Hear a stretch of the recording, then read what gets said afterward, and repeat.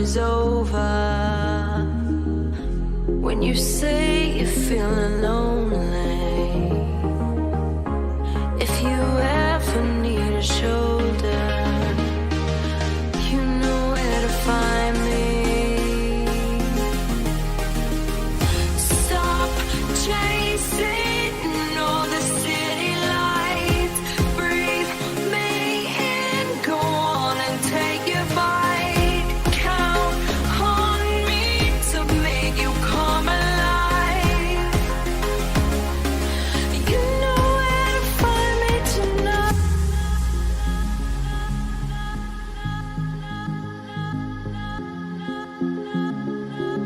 You know where to find me tonight.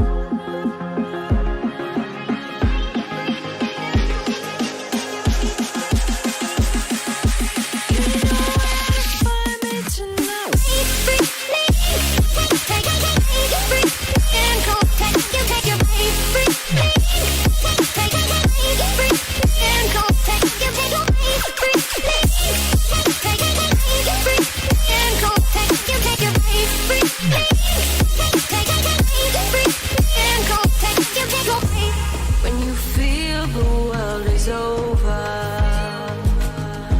when you say you're feeling lonely, if you ever need a shoulder, you know where to find me.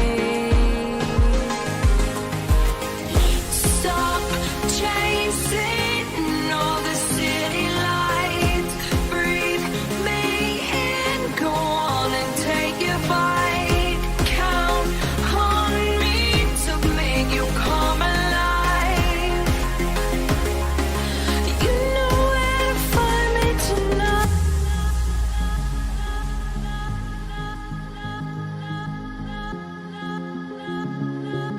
You know where to find me tonight.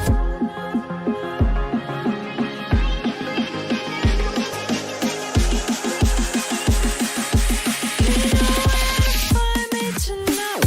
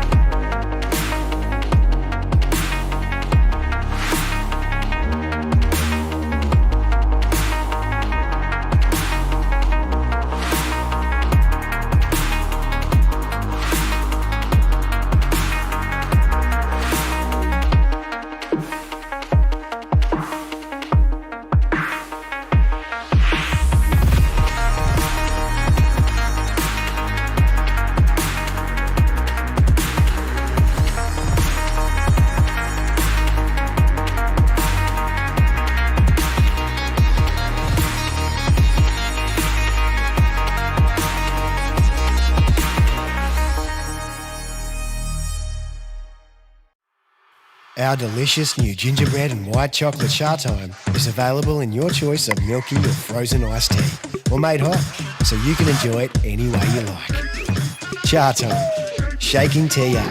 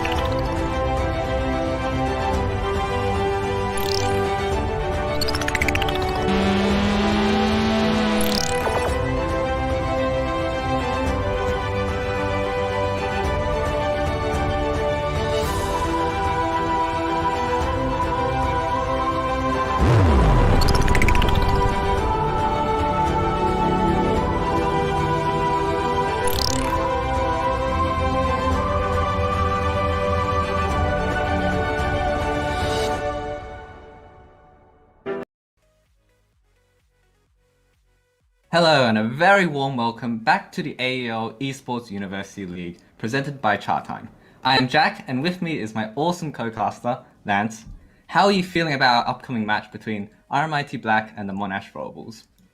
Well, Throwables may be their name, but this is a real throwback because for those of you who were around in Season 1, this was, of course, our grand final matchup last season. And, of course, Monash Throwables, who were previously known as Monash Onyx, managed to take that win. I believe it was a 2-1, a very close game. But now they meet once again in the upper bracket finals.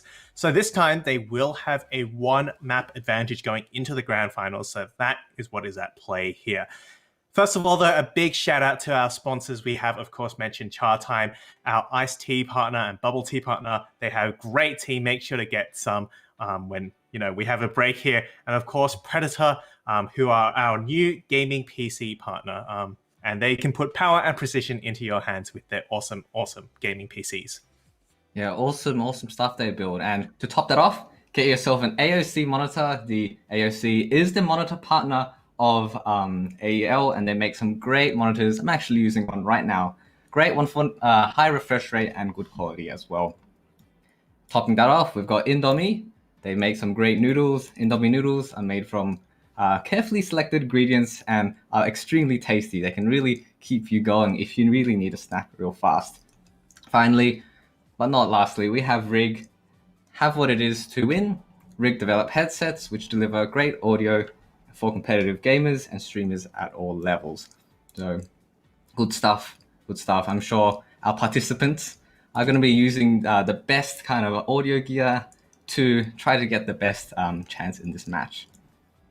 Yeah, but of course it doesn't come down to only the audio, it also comes down to what maps we are playing tonight. And boy, these are some classic maps on show here. Coastline and Oregon have actually been banned. Of course, last week RMIT Black did very well on Coastline, and we all know Monash Throwables for their Oregon game. We will in fact be going to Villa, Chalet, and finally Clubhouse as a decider. A bit surprised about the Chalet pick, to be completely honest. Chalet is not a map that we've seen RMIT Black go on too much, but it's definitely a map that I'm sure they've practiced. Villa also kind of a bit more of the standard map. And I'm sure to no one's surprise, we've got Clubhouse as our last.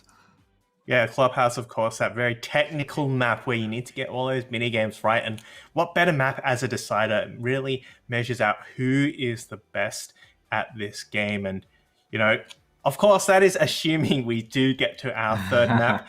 What are your predictions on tonight's matchup? Well, this is a bit of a revenge matchup between these two teams. They've both got a lot of stakes in this game. Not just that they'll have that extra point going to that best of 5 in our grand final.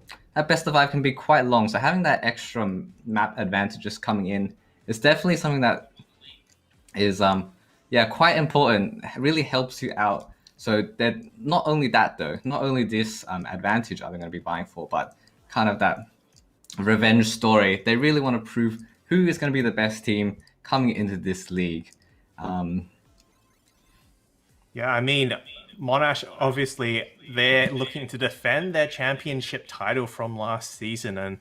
But for RMIT, it is, as you mentioned, a bit of a grudge match. Speaking of these teams, we do have our rosters on stream right now. Monash Throwables led by the one and only Owen. Everyone knows his nickname, Pronewen. But of course, we also have some great notable members here. Jumpstream Pika, Ahal, and Adam will be rounding off that roster. And of course, some great ratings here in Jumpstream on a 1.28, followed by Owen 1.26. So pretty decent showing from these two players. Yeah, definitely. Good showing from those players throughout our entire season. But let's move on to our RMIT team. Man, do they have some stacked players in here. We've got OJ, Vincia, both very, very known players in not just our university scene, but in the Rainbow Six scene in general. And got NBD, Axe Hydra, and 90 Jin as well. So all fantastic players. And definitely going off that rating, got some high fraggers in there. Yeah, I mean, just look at Vincia, 1.56 rating, and OJ as well. Also, despite the numbers on the screen, he actually is quite a proficient fragger. I mean, last week he just tore through Monkey UTS's lineup on Villa. So, we definitely expect these two players to be bringing their A game here as well. And of course, these players have actually played together for a long time, and I think that goes for both of these rosters. They're both teams that spend a lot of time as a team, and that's not just this season, but going back numerous seasons. I believe that RMIT Black roster we've seen for like the last 2 or 3 seasons, and so Throwables, they've been playing under different names for pretty much the same amount of time. Yeah, these teams go real far back, and they've really had kind of these clashes many a times making it into that grand finals. I don't remember the last time RMIT didn't make a final. So these are definitely some old teams, and I'm glad that they're kind of duking it up in this upper bracket. They really deserve their place here. Yeah, the last time I remember was back when I was playing, which was a while ago, and I still remember when UNSW actually made it to the finals once, and you were there as well. You were actually playing, but that was a long time ago, and now we're just in the playoffs simply by talking about the game. So it's less effort. So yeah, these players surely put a lot of effort into this game, especially this game's really developed a lot in the last couple of years. Really been become a lot more strategy, and that meta has changed so much in the last few years. And talking about metas, we've recently just had a little bit of a new patch coming up, the mid-season. What do you think about some of these balance changes? Well, to be honest, I actually quite like a lot of these changes. I mean, apart from the Roni losing those extra 5 bullets, it's already got a small mag, and especially Aruni, it's going to really affect her. I'm not sure if those changes will drop before our grand finals, but yeah, that might actually affect how these teams play out, especially for those Aruni players. And of course, Alibi getting a little bit more recoil. Some of these players really have been showing why Alibi is such a good operator here. Well, definitely. I was going to say, we're just waiting for the last 2 players while we hang out. What are some other big changes? I'm really looking forward to that castle change, actually. Having 4 barricades. Yeah, can you just imagine on Bank? So where this, how there's windows at the top of Bank, right? Yes, CEO. So on that second floor defense, it's really tricky to kind of get a hold on that, just because, well, there's 4 or 5 windows there, and you've got to sacrifice one of those. And if you do that, you're going to open yourself up to a lot of angles and such. But having that extra 4th barrier, it's just a little bit more flexibility, and I think that's something that Castle really needs. Excuse me. But another interesting change, I thought, Clash with the Super Shorty. Yeah, that one was definitely. I remember in the notes they said it's targeted towards the ranked and the casual players, and I can see why it's very interesting. I mean, she's not known for doing much shooting anyway. That's not exactly her role, so. Who knows? But yeah, people have mentioned that when they get up close, you whip out the Super Shorty, it could actually be devastating. So, and she brings a lot of setup as well, utility. She's got those impacts as well. So, this could actually be a really good change for her. But mostly that, it's pretty memey. Nah, you're not a believer. Yeah. No, everyone sleeps on that Super Shorty. The number of times I've played Castle and I've just stood next to my barricade, as soon as they pop it, pow! There goes a Super Shorty straight in their face, insta kill. That shotgun is amazing. I could see it being used on Clash a lot. Yeah, I mean, remember when it got taken off Mozzie and everyone was very upset? I still remember those days. Also, the days when Buck had grenades. Speaking of grenades, they will be increasing Wamai's number of magnets back to his old, back a while before. He had 5 before, and they're also dropping the radius, which has no, he does a few now. He's got 5. He'll have 5 coming up. Was it? I don't believe it's 8. I believe he starts with like 1, I think, and then he Yes. kind of generates some more up to kind of a maximum. 8 would be interesting though, like Yeah. definitely he'd a even- bit yeah. more of a Jaeger alternative. Yeah, Jaeger, of course, still at that top of those pick charts. You know what would be funny today? If someone banned Jaeger. A Yeah. Jaeger ban on, say, Clubhouse. Not the craziest ban, to be honest. We've seen Yeah, I think- Jaeger yeah. being yeeted a couple times. Yeah. Well, speaking of the maps, Villa, Chalet, and Club. Villa, how do you think that's going to play out? Do you think we do see RMIT Black on the defense first and Throwables on the attack? Do you think that will really favor either side? It depends. Villa can be a bit more of that defender, very setup heavy map. It really depends on kind of the day and which teams show up and which strategies they kind of employ. It can be some of that a really defender side, or it can be really attacker side. We've seen some Villa games where the attackers are just able to kind of like pierce through all the defenders and just get onto that site real quick, really lay down the law and kind of shut down these defending teams. But today, I kind of feel like this defensive Villa is probably a bit more likely, and that's kind of how the meta has been shaping up recently as well. Yeah, it's interesting because I remember in the last 2 Villa games we saw here on stream, it was actually attacker-sided, and especially, but it might just come down to the teams. I mean, last time we saw RMIT Black against Monkey ETS, it was a 7-1, 7 or 7-0 even washover. So, Ouch. yeah, it could just come down to the teams, and also coming down to the fact that Villa is a bit of a big map. It's kind of hard to rotate your defenders properly without getting cut off. But I guess we'll have to see how that actually pans out now, as we have finally made it into the game. RMIT Black versus Monash Throwables on Villa.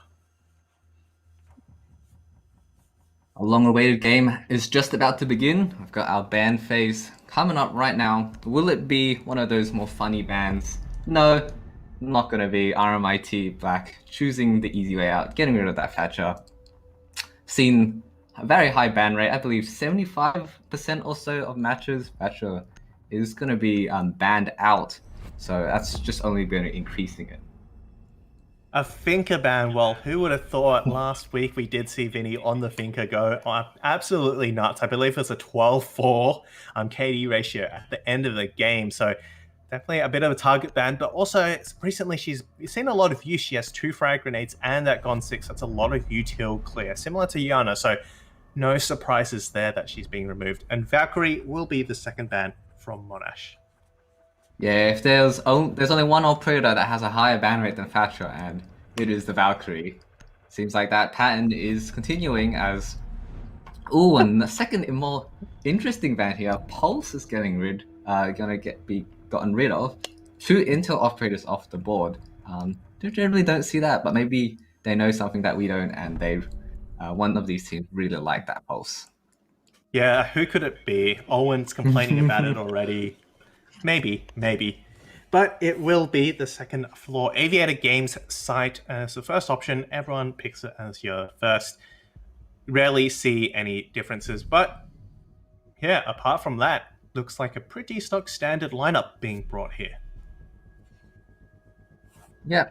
RMIT Black on that defense. They got to choose their starting side, deciding that maybe Villa is going to be a bit more defender side. Not entirely sure. We'll have to see how that shapes up, but we're going to see an interesting pick here actually from the attackers. A late 6 pick into the round from that Glass into the Montaigne on jump stream. Well, in terms of other picks, Throwables do have a pretty solid, well-rounded lineup. They've got some utility clear in the forms of Ahau and Pika.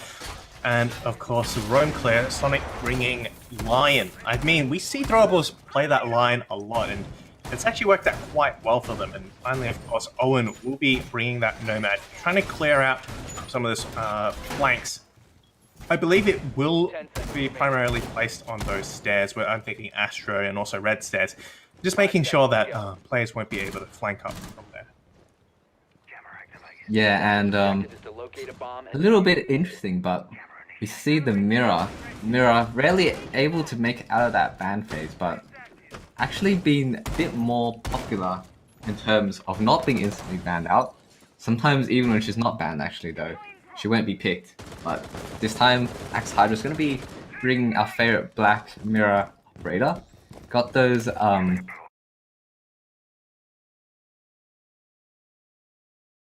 as those mirrors are one way. Attackers coming in from this bedroom side, and they are going to be attacking onto this aviator. We did see, of course, those punch holes in the bathroom and, yep, in that closet wall, and of course there will be one playing behind that mirror window. Sonics, however, will be holding that square window, trying to cut off any rotates.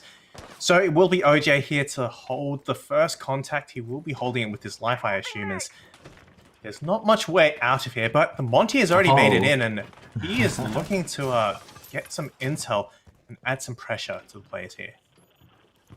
Yeah, Monty is definitely an answer to the windows. Cannot really use them effectively if there's a big shield in the way. Oh, poor timing for Sonic. Just misses the opportunity to get that kill from the cutoff. Jin makes it out, and not only that, does so much damage back onto the line. That's rather unfortunate, but he does get away with his life. That will be a bit of a, well, some comfort there. Jumpstream, however, in the meantime, has made its way up to landing at the top of red, and Pika will find Vinny downstairs, and that was a C4 playing underneath, and that's a good opening pick there for Throwables. Good cutoff from the Yana. A bit of a lurking kind of flanking role as Pika makes sure that Vincia can't escape with that flank. However, there is a second C4 available. It's being pulled now, and oh, it's gonna land right there. Doesn't quite manage to take out Pika. Downs her, so she's gonna need to be picked up. But that Monty also escapes scot-free. Now this is with the C4 down. This is gonna be a little more tricky to deny, as you can see, Monty can put his hard breach charge down. Interesting choice. Do they have any other hard breach? No, they have no other hard breach, so only hard breach is going to be used. Well, if there's anywhere you'd use it, it's definitely in that bot wall. It provides a nice cutoff there across the site. But starting to look for this execute now. In fact, starting a little too late, 15 seconds already remaining. Jumpstream has done so much so far, but he hasn't been able to get into sight. And NDB on the prone, but will be taken out by Owen now. Line scan goes off. Jumpstream finds one, and the plant is starting to go down, but OJ is beneath, looking for that planter. Can't quite find it now, as Jumpstream sticks it, gets a plant down, and the Claymore will find one more. Oh no, that is very poor luck. The Claymore taking him out, and Jin is left in a 1v4 situation. 1v3 situation as he takes out one of the players behind the Monty. Takes out another. Triple kill for Jin right now. He needs to find this ace in order to get that diffuser down, but he's out of PP Roni ammo. Completely out. 0 in the mag, 0 in reserve. Only his pistol left. Ahau should just be able to clean this up, and Ahau swings around and gets that final kill. Well, a bit worrying there for Monash Throwables. Started a little late. I didn't realize how little time they had until it was just right on the cusp of the round ending. But they made it work somehow. They got the plant down, and then in a fairly easy post-plant situation. And of course, helped very much by that Claymore from Ahau as well.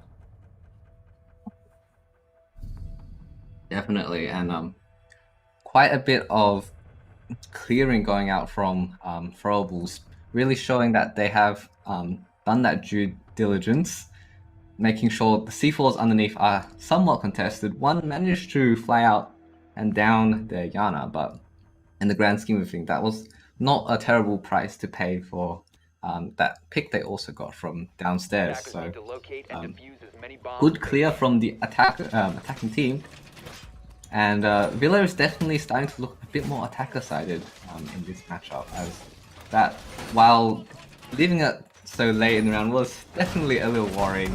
Seemed like Throwables had it under control. Well, they do believe, RMIT Black do believe that they, in fact, also have it quite under control, and they will be opting for the same site once again. the roster in terms of operators still looks pretty much similar. We do see the presence of that mirror once again, but this time Jin will be bringing that Malusi, hoping to gain some intel and slowing down the push a little bit more. And that seems like a pretty good idea given the positioning of that Monty and how fast he was able to take that territory. Yeah, that is definitely at least some kind of answer to that multi. Very difficult to obviously unshield yourself and shoot those Malusi gadgets as that shield operator, so he'll need to rely on some of his teammates to help him with that. Once again, we have a bit of a strong defender setup onto this bedroom side. Throwables are going to be walking straight into this, but they've shown that they're able to kind of dismantle this defense. And our first engagement is going to come out here as Owen is smacked by Jin, who manages to use that MP5 straight into the heads of the Nomad. Poor entry from him, as that's going to be all his charges gone as well. Yeah, not quite sure how that went. And Jin, of course, finds a second. If it's anyone to do it, it will be him. Looking fallback now as that Monty pushes up. Probably should have sent the Monty out in the first place, but damage has been done. Vinny still also has the presence with the mirror window. AHA now looking to clear him out with the flash ash charges, but Vinny peeks around the other side, almost tags him down, but we'll have to deal with this Monty at the same time. Yeah, this clear is definitely going a different way as it did last time. Not only have RMIT Black been able to find so many picks, Throwables haven't been able to deal with that mirror window just nearly as easily as they've done last time, and that's resulted in them losing 2 players now, both the Yana of Pika and also that Nomad. So no more intel from those clones or flank watch from the Nomad charges. That means that, however, RMIT Black have done the safe thing. They've fallen back from that position, so now Throwables have to work this 3v5 onto a heavily fortified site. Yeah, that was some good timing there as well. They had about 1:20 remaining in this side, and now was the time to fall back. There's no need to play those risks, and honestly, that's worked out pretty well now. Throwables has had to spend the next 40 or so seconds trying to work out where to go with that, and now only just making it onto site and still so much utility to clear. Jin will make it a triple now in 5 versus 1 now. Not looking good for the remaining player of AHA. This is looking poorly as I cannot even find that last pick. The smoke just rounds the corner and takes him out, but that round was already foregone as soon as they lost all their players in that bedroom side. So really showing that that setup, it can definitely work with defenders and fixing up some of the mistakes they made in the first round as well. Yeah, the difference there, of course, was I believe they had 1 extra player playing in Astro. That was Jin, of course, and also that player on the mirror window didn't fall back so early. Last time there was only 1 player, and they did run pretty quickly once that Monty got into range. This time, of course, they held onto it for dear life, and it paid off so well, and means Throwables will have to try for another side here. Yep, really showing that you can't just run the same strat twice in a row. RMIT Black will adapt to what you're bringing and make sure that they're going to be punishing you for if you're making the same exact plays every round. Now, however, RMIT Black RMIT Black are going to be going onto the trophy site, which is interesting because generally the second site can be thought of either as that trophy site or the bedroom or the kitchen site underneath of this. Both of them involve a bit of an upstairs hold. It's just a matter of how much presence you put up there. In this case, it's going to be all of it. Once again, we do see that mirror window and some closet and wall. This has kind of been the new meta. Usually you put a shield down facing that triple wall, but with the mirror on board, it makes it life a lot easier. You've got 1 mirror facing that study door and 1 facing the closet. Yeah, there were so many players over from in the aviator side of the map, so many defenders. I believe 4 at the end of the prep phase, but doesn't seem like the attackers are going anywhere near that. It's a very heavy take from the bedroom side actually, as we also see that Throwables have brought their buck, so they'll have plenty of soft destruction and vertical to work with. Ooh, oh, Well, unfortunate too though. soon. NDB lurking on those kitchen stairs will find the buck, and he gets away scot-free for it as well. Vinny also nearby. We'll take the time though now to rotate away, as their damage has been done, and it's a little too late now to get that refrag. Yeah, that's one of the new key features of Villa, I think. It's just that defender roaming around that basement floor. See in almost every game, just so much flexibility. You can really go around, flank, just be a general pain in the attacker's side. OJ holding this angle from below. He knows there's someone trying to get those bandit charges off. Backside will also still have that mirror window, as attack now looks like has stalled out. They were requiring that buck to open some things up, but a little bit difficult now. Players have rotated. Yeah, and look, there's another player in that basement floor. Meanwhile, the rest of the attack are pressuring the site, but it's very difficult from Owen finds a pick underneath onto Orange Juice, I believe, through the ceiling. So good vertical play from the Throwables team, as another flank comes up the pantry stairs. Jin downs one, but can't finish him off. He does have a teammate over here to help him. Can he find the second pick? It's the 2-for-1. No, he can't. He gets outdueled as Pika rounds the corner. Meanwhile, another one of Monash's players has fallen. NDB with a double now, as the attack has been forced to go up this Astro stairs. It will be tagged up from below, but Vinny will fire back and takes out Jumpstream as well. Pika stuck on the stairs now. It's 3v1, all up to Owen. Can he find one? He does, but a refrag from NDB, a third, and the round from RMIT. That was an all-out brawl in the astronomy room at the end. 3 Monash players goes up the stairs, 3 Monash players are caught in that crossfire, as RMIT Black knew what to expect, knew that the attack was coming from that bottom floor, and in the last 20 or so seconds, there's not too much time for you left to do, except to barreling up those stairs. I think we've seen 3 rounds now of Throwables attack, and a kind of theme that we've seen throughout would be the lack of time.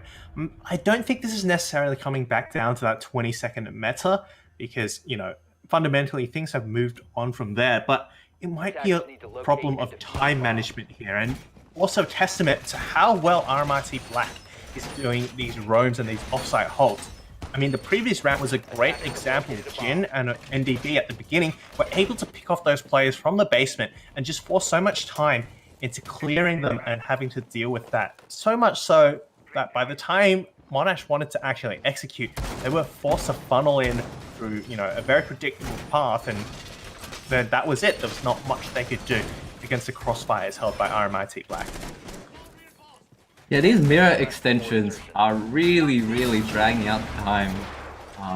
Throwables haven't found a real answer to it, especially since they don't bring any hard breach, but we can see one adaptation, Pika on the Twitch, and if you haven't seen about the new Twitch changes yet, it's actually quite comprehensive. Not only does she get 3 drones with 1 default drone, but she also gets 2 of these drones which can now jump. Yeah, it's going to make opening those mirror windows a little bit easier. And of course, there is the addition of an extra, in fact, 2 sets of smoke grenades. That's the other option you do have there, is blocking off the site with a smoke grenade. And I expect they will be used to much the same effect. However, the push will be actually starting from the study side, and there actually isn't a mirror window there set up this time, so they will get away with it now. Sure, they'll be very thankful for that, but right as I say that, Sledge is going to be looking straight down the mirror window in bedroom, so can't fully escape from this mirror reality. This is why we see mirror being banned so often, because those mirrors can be so influential, especially if you know how to play them. But Twitch drone almost manages to land a shot onto that mirror window. Doesn't quite manage to do it, but now with the infinite range and the Twitch drones, they are so deadly to those mirror windows. Yeah, I've also seen the Twitch drone Gatling gun come into play, but Pika will find a shot. A trade comes out immediately after, and OJ adds to that, makes it 4v3 now. Advantage, once again, in favor of RMIT. Immediately traded off by Skonic, though, who rounds the corner onto the leader, who was just a little bit too opportunistic. Orange Juice, however, still holding onto this angle, and we've already seen this angle claim 1 life. Can it do a second? No. Skonic is aware of that upwards facing angle, and now he can use his sledgehammer to open these angles down below onto the defenders in sight. Jumpstream will also be holding down the flank. We've seen that Jack will do some great work so far, making sure that these players' locations are identified, and 1 errant footprint will give away possibly NDB's position, but he has managed to make it all the way to the bottom of red stairs. Meanwhile, in the background, Sonics and OJ in a bit of a tussle there. Both players survive with their lives, but taken down low. Yeah, and there's so many possible flanks that could happen right now. We've got Jin and NDB both pressuring up those red stairs. Jumpstream has to be very careful not to allow any of these flanks to go up. It's got an angle onto the base of those stairs that defenders might not expect, but look at the clock. It's already 16 seconds on the board. Owen just barely making his entrance onto the site as the smoke grenades are deployed. And oh no, these smoke grenades are going to make it so difficult for him to get in. He's taking toxic gas grenade damage, SMG 11 damage.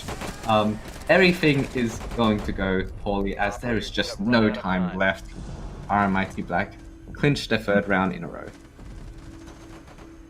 Well, RMIT definitely looking so strong on defense right now, and time is the big factor here. It seems that Monash Throwables are just running out of time every single time. They start off strong, they got that top 4 control, dropped to a 3v3, but they spent so long trying to look for those last players and they just were not able to.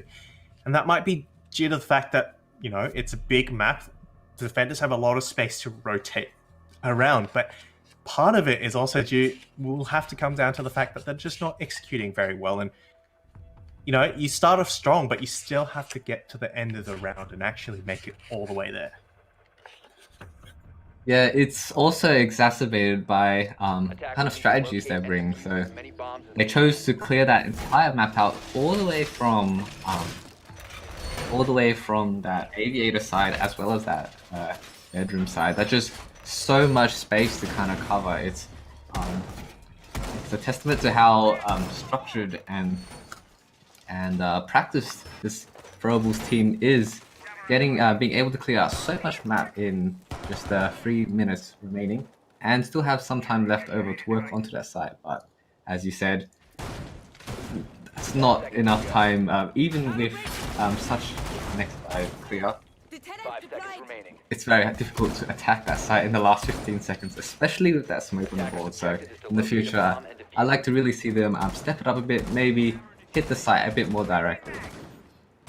What's interesting is this double mirror setup and Jin's nice jump out there. He actually went all the way out, and that's Sonic's. That's the Lion taken off the board as well. No more roam denial here, and it's a painful loss there for Throwables. Yeah, that's not an operator you'd like to see go as not just the first pick. Skonic on that line is going to be taken off the map all this round at least. That's not just a huge loss clearly, but it's also big tilting factor. You hate being taken out often without even realizing you're where you're being shot from, and with the TTK in siege is so low, someone flying out that window can just take you out, and it can be very frustrating. Well, it's been a minute since then, and not much has gone on. The pace has kind of slowed down. I think Throwables is a little bit checked there by that aggression from RMIT Black, and that's kind of the RMIT Black we expect. Very aggressive type of players, and so far it's worked out really well for them. They are going 3-1 on this attack, on this defense, and Monash need to find an answer soon. Yeah, and this answer is, it seeming like this top main stairs attack. Owen already up there with strong control taken out as, ooh, nice shot. Owen baiting out for his Yana to kind of push down this corridor. Pika, ooh, was taken out now, but he had gotten that original kill as Jin with flank is immediately retraded into a 3v3 situation. Not bad considering the early losses, but Monash really have to be careful about where they peek. Scratch that. Vincia is taken out as Jumpstream uses these smokes to good effect. NDB, however, with the refrag. This has just been a game of refrags into a 2v2. Trades going back and forth, and finally, for once now, the advantage actually goes in the favor of the attackers, but bad timing almost threatens to derail that attack. Could have been peaked, and then it would have been a 1v1. Fortunately, though, he did have that stun grenade, which did slow down Axe Hydra a little bit. Enough for him to land that shot and make it a second round for Monash. Yeah, Jin's aggressive play at the start doesn't pay off as Monash just hit them with an even aggressive play, just hitting that side, hitting that top main side, getting rid of those entrenched attackers. And I think that the one kill that really sealed that round was Jumpstream's pick into that Aviator, uses those smoke grenades to the mirror window and manages to take out Vincia, who was playing as the Legion behind that window, and really opened up some control. Yeah, of course. NDB also quick on that trigger for RMIT. Black did get the pick right away back onto Jumpstream. A little bit of fact is that there's so many angles to check, and Jumpstream just was not ready for it. But at the end of the day, the round did come out to Monash, and that's a good round as well. They were losing 3-1, and finally going back 3-2 is a great way to pick something back up. Yeah, definitely. If they can make this a 3-3 half, that'd be a great little bit advantage of them going into that side switch. We're just coming back from that small technical issue. Should be getting this game underway right now. RMIT hopping back into that Aviator room. They've had mixed success here. They've lost the first round to a very strong Monash attack. Need to locate and defuse as many bombs as they can. Well, however, that is a bit worrying for Throwables. They've only been able to win attacks on AVG. They haven't been able to win it on any of the other two sides, and of course, that second time RMIT attempted Aviator games, they did win it, of course. So, will Throwables be able to adapt? And is this actually a mistake for RMIT Black to once again go onto the site that Monash Throwables actually seem to have a bit of a hang of? 10 seconds left before. Yeah, it's definitely, they've definitely been relying on that mirror a lot, especially on this Aviator side. It's interesting how they put these mirrors, because you can be so flexible with these. You can keep one in your pocket. You can put one kind of extended further out into the map. Or you can just put the classic 2 into the study room and really make that a kill box. So I'll be very interested to see what where Axe Hydra puts us remaining there. What's interesting is last time we saw both mirrors on site, one in the AV wall and one facing towards that study, but still Throwables chose to push straight through that study side, which I'm not sure if it's the best decision considering you're going straight against the mirror, but obviously with the smoke grenades as well, it definitely worked out. Once again though, it looks like it's similar strategy here, clearing from below, and it's going to be a main take until at least any other changes force them otherwise. Cheeky bandit hiding in your vault. If any attackers come downstairs, could be a big problem, but doesn't seem like the attackers are coming that day. They're kind of rotated around from the study side.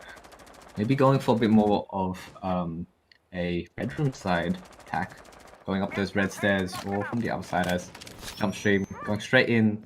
And see, it looks like a good rotation, as it seems like most of RMIT actually have rotated from this side of the map. That's a bit of a debate there. If I've seen one, they did exert some pressure early on, and just enough to make RMIT think they were going to choose the other side. But Ahab will find one, and explosives being prepped now, a C4 and a frag grenade, but neither is brave enough to toss it out. And Owen, RMIT Black will be a man down here. Yeah, losing the opening pick very crucial. These games have been very much decided by who can really land those opening kills. The team who has gotten that kill has almost definitely won the round following that. So this is looking good for Throwables, who manages to find that sneaky bandit hiding in that vault. Oh, Vinci has some feet. Oh, come on! You've already lost a lot of HP through this last round. You can't be letting it happen again. Through that PP Vernie. Doesn't do too much damage. It doesn't do too much damage unless it hits a headshot. Orange takes a lot of damage. As now these players are really pressured in the far side.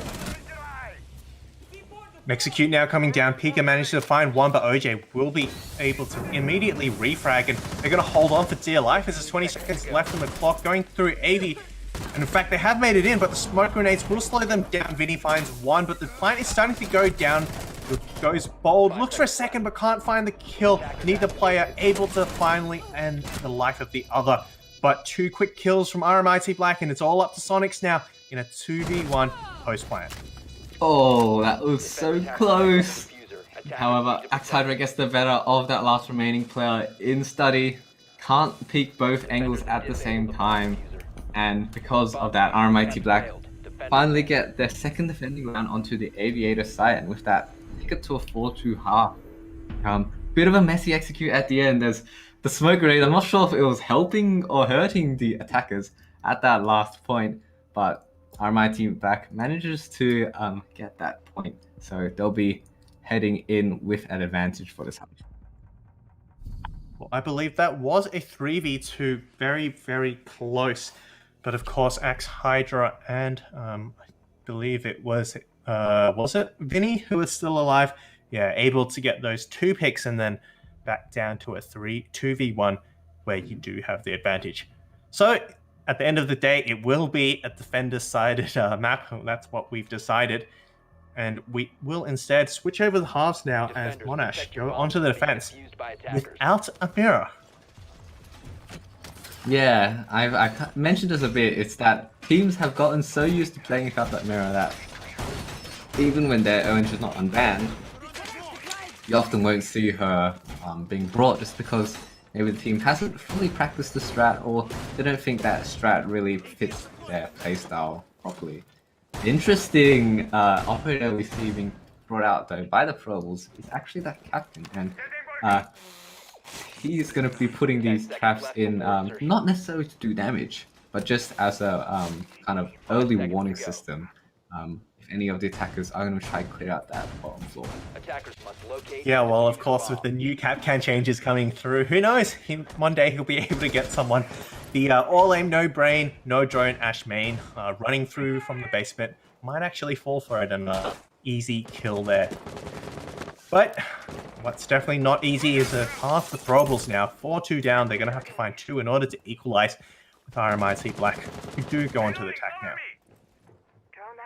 Yeah, I'm wondering if we will ever see one of the combos that was hinted on Go's release, which is the Go shield plus the Capcan trap.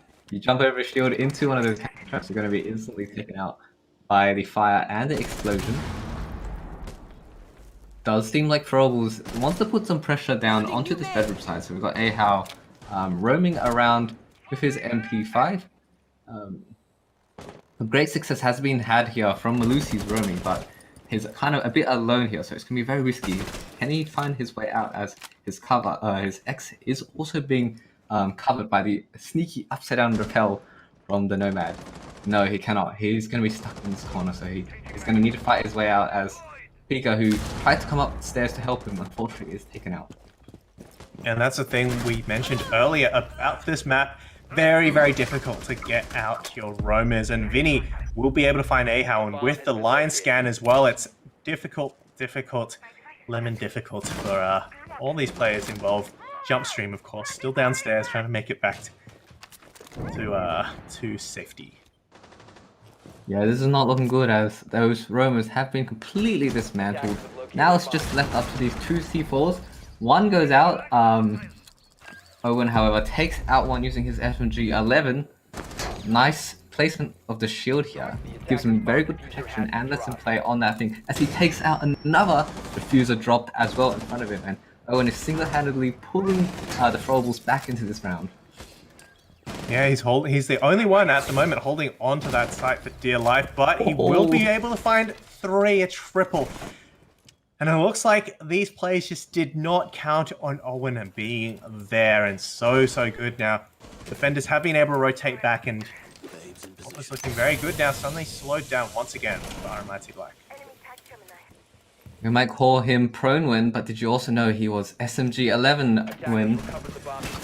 Massive impact there. 3 players peeks him one at a time, and he takes all of them out one at a time. Now, 15 seconds left as the gas grenades are also being deployed, so Jin's gonna have to walk through that toxic gas. Means he is taken out, and this round is done. Cleanup kills from Skonic and Jumpstream as what a fantastic hold there from the smoke. Well, it looks like RMIT Black suffered the same fate that Monash Throwables did on their attack as well, running out of time. At the end there, of course, they were slowed down very much by Owen with his shield and those smoke grenades, and by the time they managed to get rid of the shield and regroup, it was too late. Defenders had made it back to site, and there wasn't really much they could do. MVP there will be Owen with the SMG-11 in hand and the shotgun, slowing down single-handedly 3 players and holding on while the defenders struggle to gain their foothold.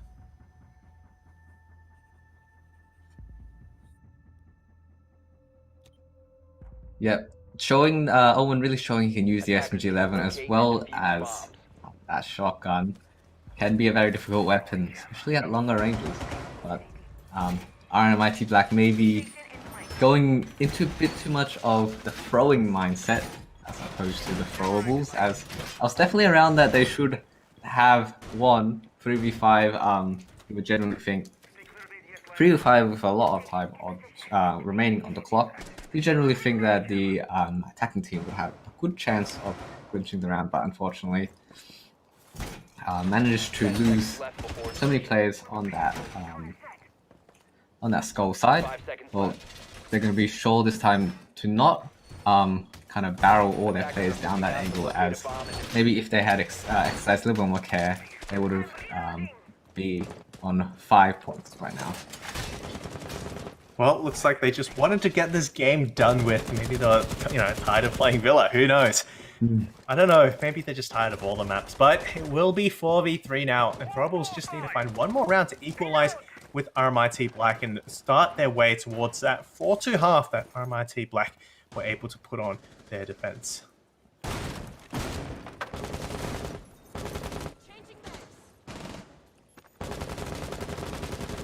RMIT Black showing a little bit more of a reserved attack here.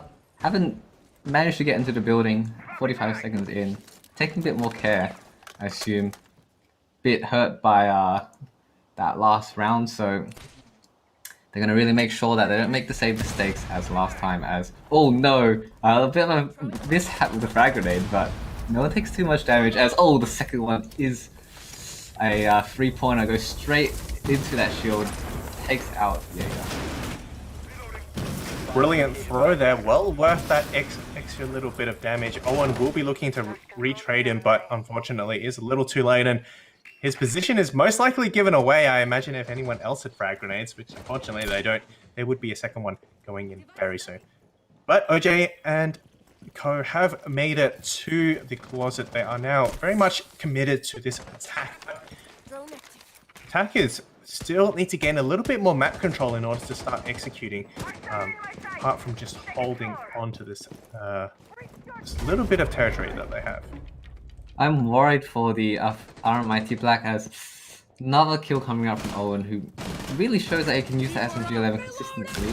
This attack is very one-sided, and there it goes. C4 straight up from the floor. Jin, however, quick refrag. They're pushing into the site quickly, so quick that none of the other defenders downstairs can really respond to that. Now they have to retake this site Ooh, however, Skonic comes up and outduels the Nomad, who I believe was putting one of charges down. So unfortunate time, 2v2 all of a sudden. Ahau has a tentative hold onto the site, but is not really going to be supported by Skonic, who is a little bit cut off here. Manages to make it out actually, as now both defenders are in good positions, and this is up to the attackers to make a play. Ahau manages to go for a swing, headshots Vinny, and it's all up to Axe Hydra now. He does find one nice headshot there, and he's got just one more. It's 1v1, the purest form of Siege. No trickeries, just whoever has the better gun skill. Axe Hydra going for that run, 5 seconds but remaining. Ahau manages to slip just away.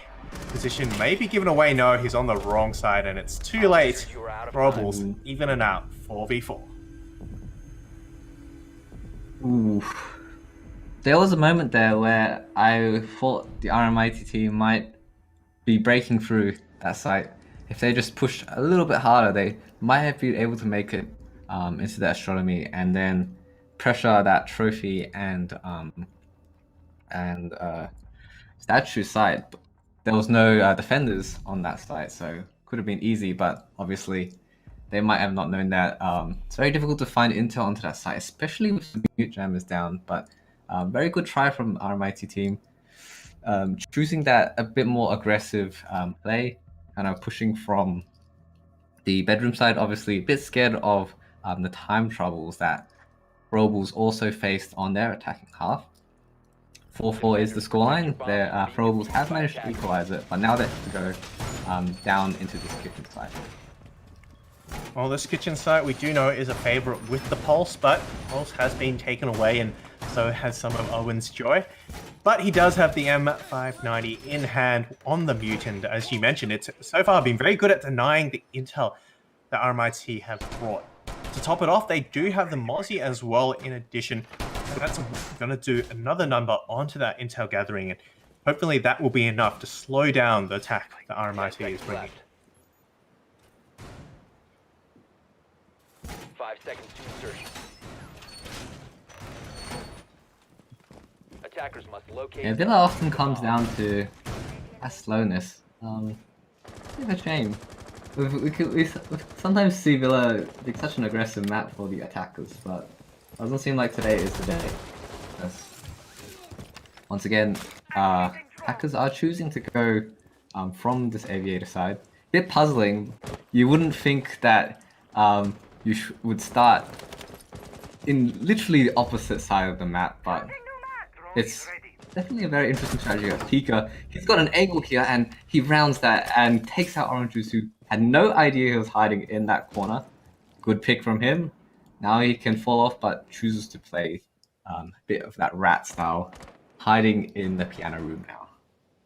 Well, the intel denial coming into play here, and you know, you mentioned that it's a bit weird that they are doing that whole map take, but of course, with these players being so proficient, you do have to actually commit to that, and you can't just let them roam freely on your flanks. And so far, that's why RMIT Black and Throwables have suffered much the same problem. And it's been a defender-sided map here. Ooh, nice pre-play C4. Doesn't quite land any kills, unfortunately, but you could tell the thought there. Spray some bullets, hope they round the corner, and then hit your little pre-play C4 trap. Fortunately, that's going to be the loss of one C4.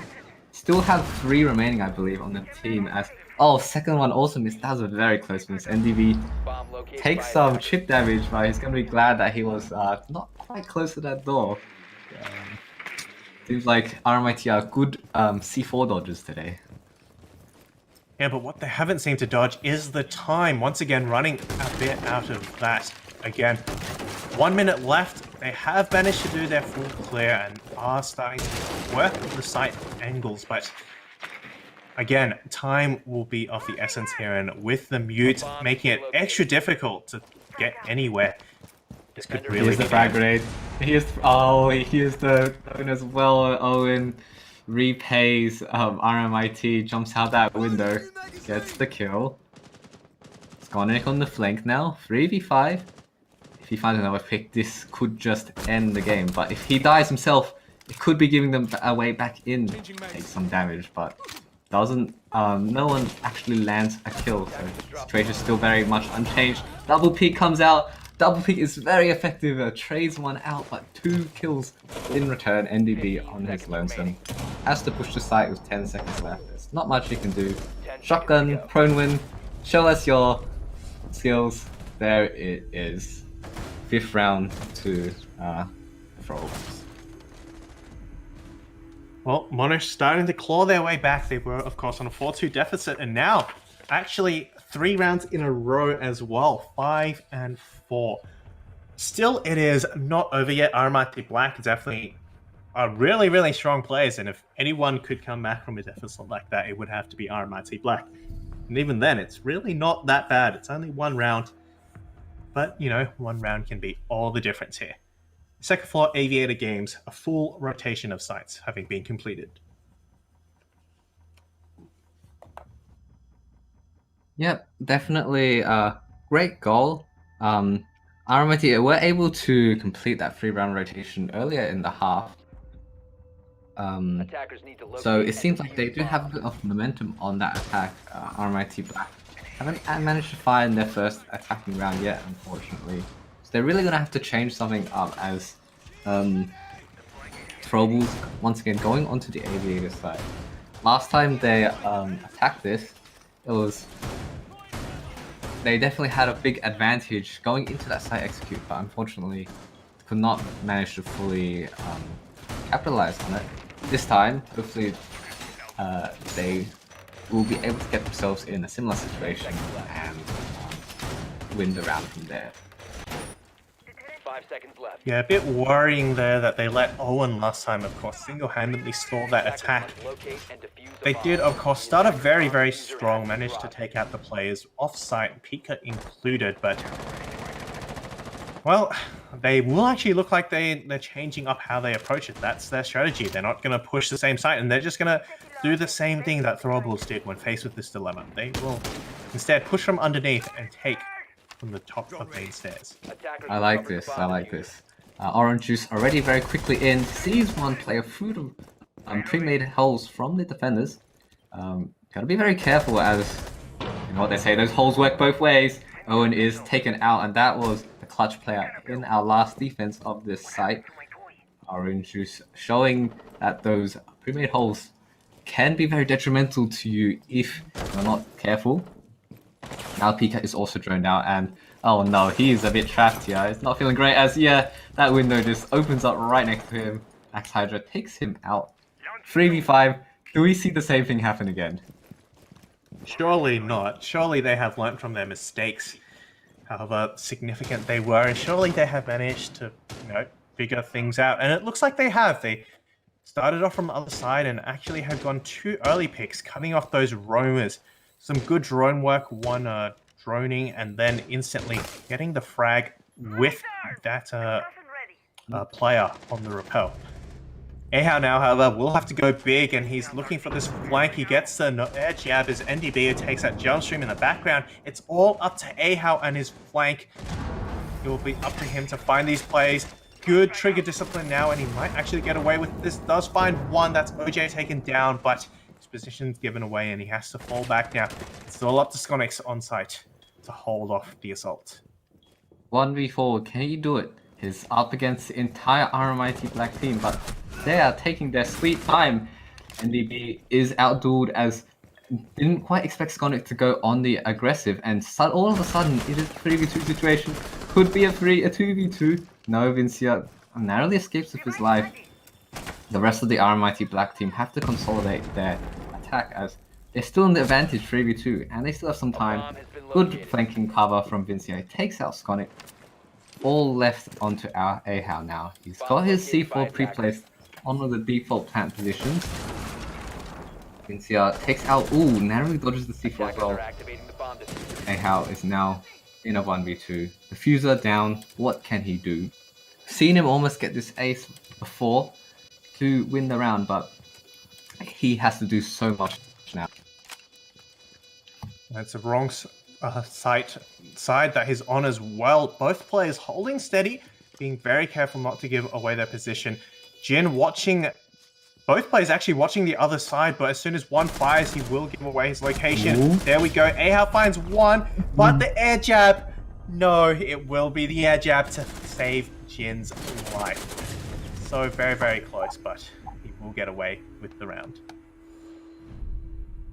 That was close. AHL starting off on the flank makes a round trip around the entire map all the way back to the site, gets the first kill that he needed, but a combination of that plant pot and the air jab stops him from being able to land the final kill that he could have gotten in order for the defuse.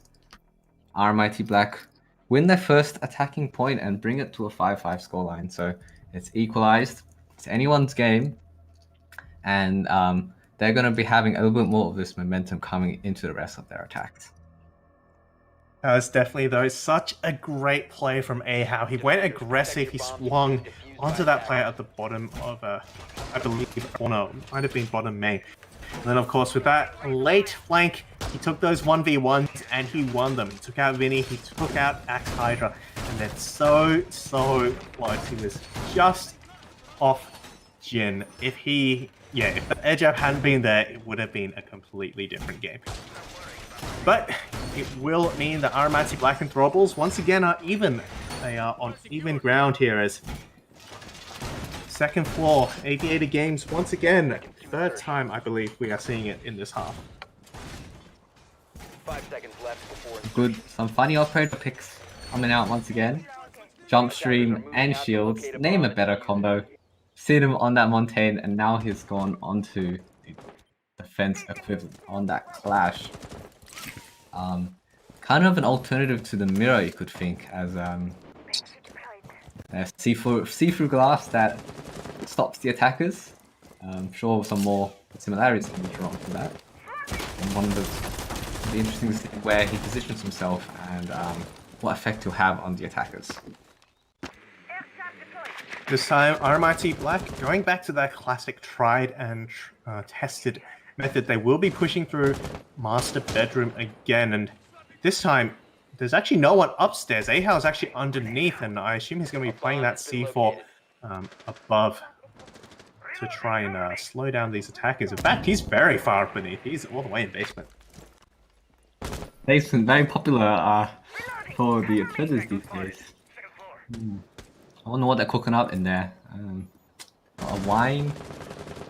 Can get stuff from the kitchen. Sconic is going to be down, however.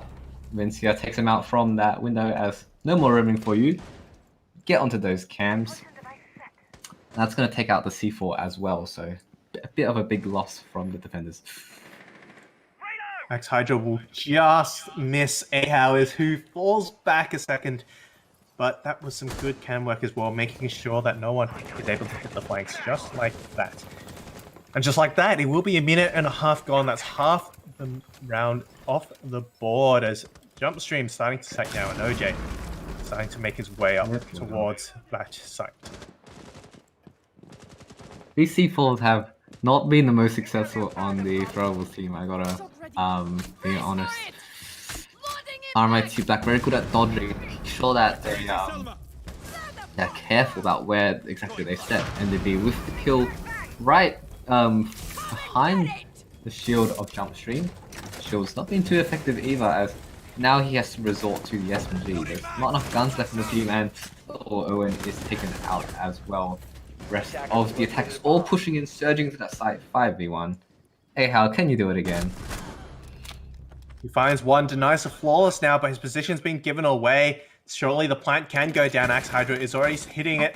Grenade goes out, he manages to get away with his life, but into a crossfire, out of the frying pan, into the fire. Plant's down as well. Can he do it? 4v1. He knows his position of 1, can't quite kill. Frag Grenade almost ends his life, manages to get away. It's just a game of chicken now.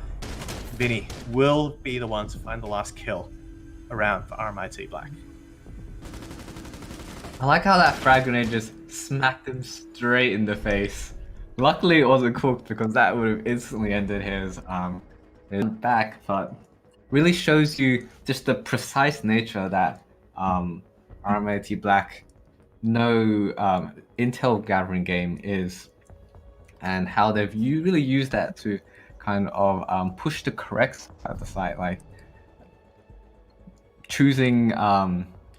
Well, there was a lot of defender setup towards that main stairs area, but RMIT Black choose the correct side. They choose to go in from the trophy side and kind of target that weak spot in the Throwables defense, as now they've jumped to match point.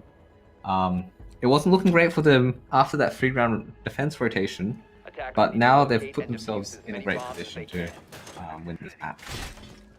Well, the last 2 rounds have been RMIT attack rounds, and both on the Aviator game site. And in fact, that's the same as Throwables. Both of their attack wins when they were attacking were on the Aviator game site. So, you know, it looks like these teams only know how to attack one site, and that's Aviator games. But that does net you 2 rounds here, as, you know, Monash went back to that site. They have, however, declined a 3rd round to RMIT Black, and will be finally switching off to that trophy statue side, as RMIT Black now already on match point. 5 seconds left before insertion. Throwables are going to need to not only win this round, but also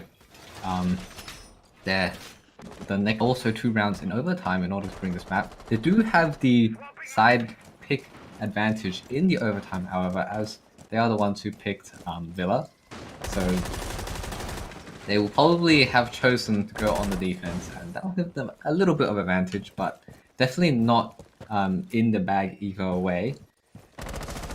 However, Throwables are going to need to find this last round in order to even get to that overtime, and they haven't been tested on this trophy site yet, so it's going to be interesting to see which kind of defense they're going to be going for.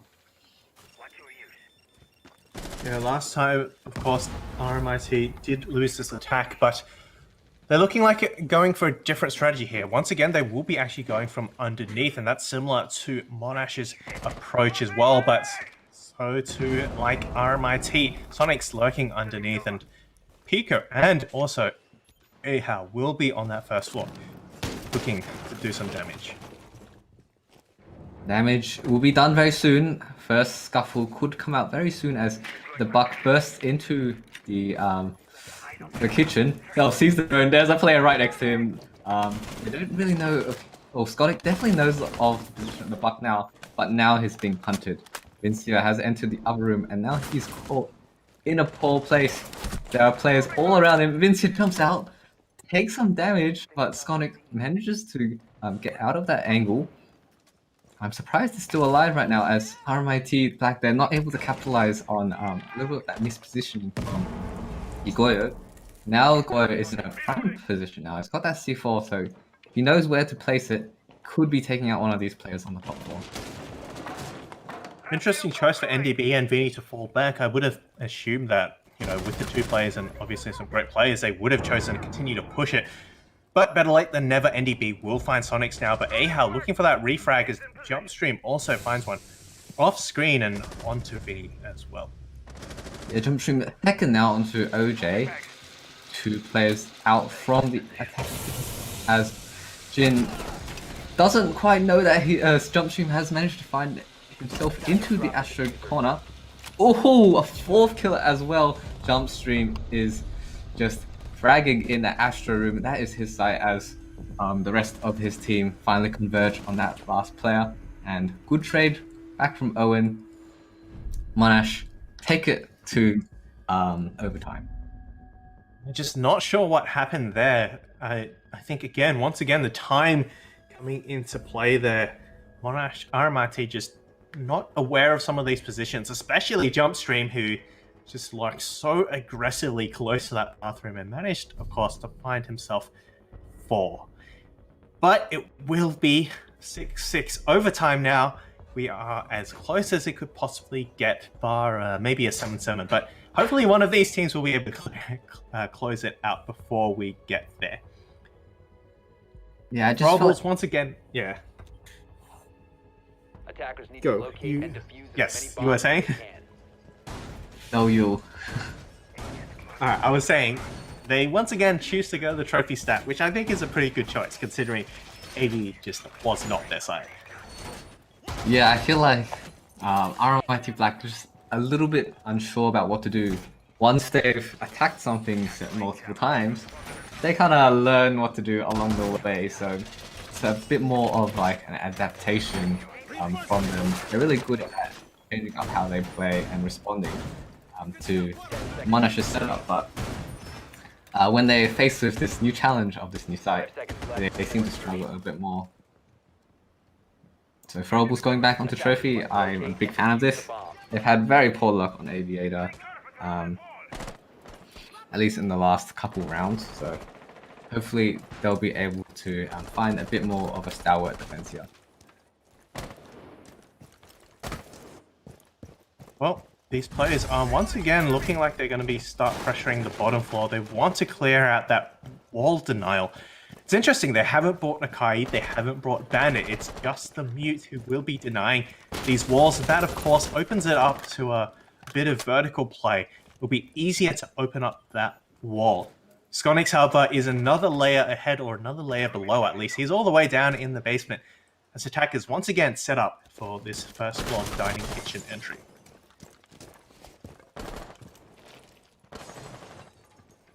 Yeah, RMIT Black once again entering on this basement floor. Not too contested this time, as last time we saw a few fights here between the Goyo and Vincia. Oh, the Goyo manages to make it over against Skonic once again in this position, as right next to the Yana. Doesn't manage to land too many shots either way, as somehow Skonic is such a slippery character. He's just slid his way around this first floor, dodging so many bullets. No, that is the end of him. Tried a little bit of a play that was too risky, and NDB cuts him off from the bicycle side. Yeah, I do like how RMIT are managing to cut off players. They have players set up, watching for those rotates back, and that's perfect to flush these defenders out. And for no damage taken, mind you, so that's definitely a good pick there. AHAL, however, will go for a second attempt here and looking to challenge these players, but so far no harm done, and the wall will be finally opened. Opened it will be, and ooh, Jin tries to shoot some ADSs, but there's actually an angry Mute there. He wants his gadgets back. ADS is gone, means the shield can be blown up safely, as now fire spreads on the entrance. 40 seconds left as AHAL fights back, takes out Vinny. AHAL's been so strong on that roam, as a little bit tunisistic there from Owen, but immediately traded by Jokshim, who once again, fighting from his position in Astro, has taken out 3 players. Yeah, I used to love holding that Astro position with the shield, of course, but, you know, even without the shield, he is great. 15 seconds, Axe Hydra takes some shots, fires back, can't find the shot, 1v3, and cleans it up, and it will be RMIT, Monash, who will be on match point.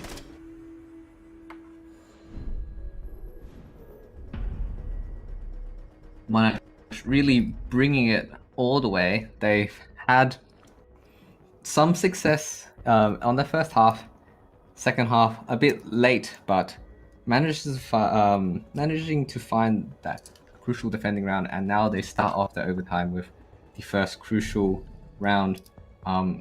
This is solidly putting the momentum in their favor, but they do have to find an attack, and it is an attack onto the Aviator games room, which they've definitely had some good success on.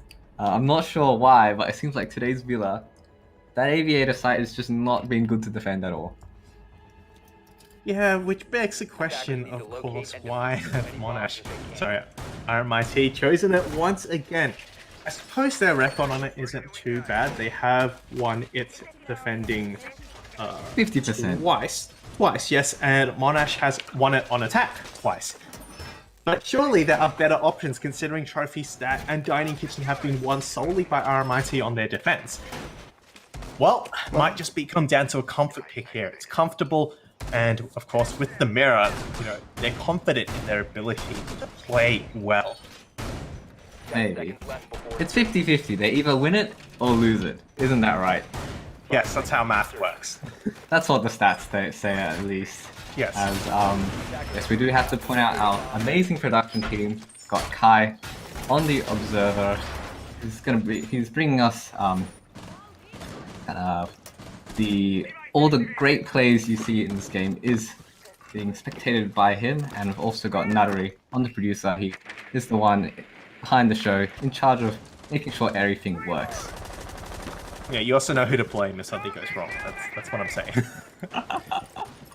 Well, attackers once again choosing this master bedroom side. They will be pushing against Vinny, who is chilling in this stat room. Last time, of course, he was able to do so much damage, but other players seem to be fairly far off site. It looks like it will just be all up to Vinny to hold this position here. Yeah, Vinny going out for the aggressive swing, doesn't see any players and doesn't. Oh, what is this? An upside down repel from Pika. It doesn't work out for him, but Vinny is quickly re-fragged right through the wall of that rotation room. But I've never seen someone rappel down that thing, and Vincia, ever so sharp, makes him pay for it. Immediately refragged though, so 4v4.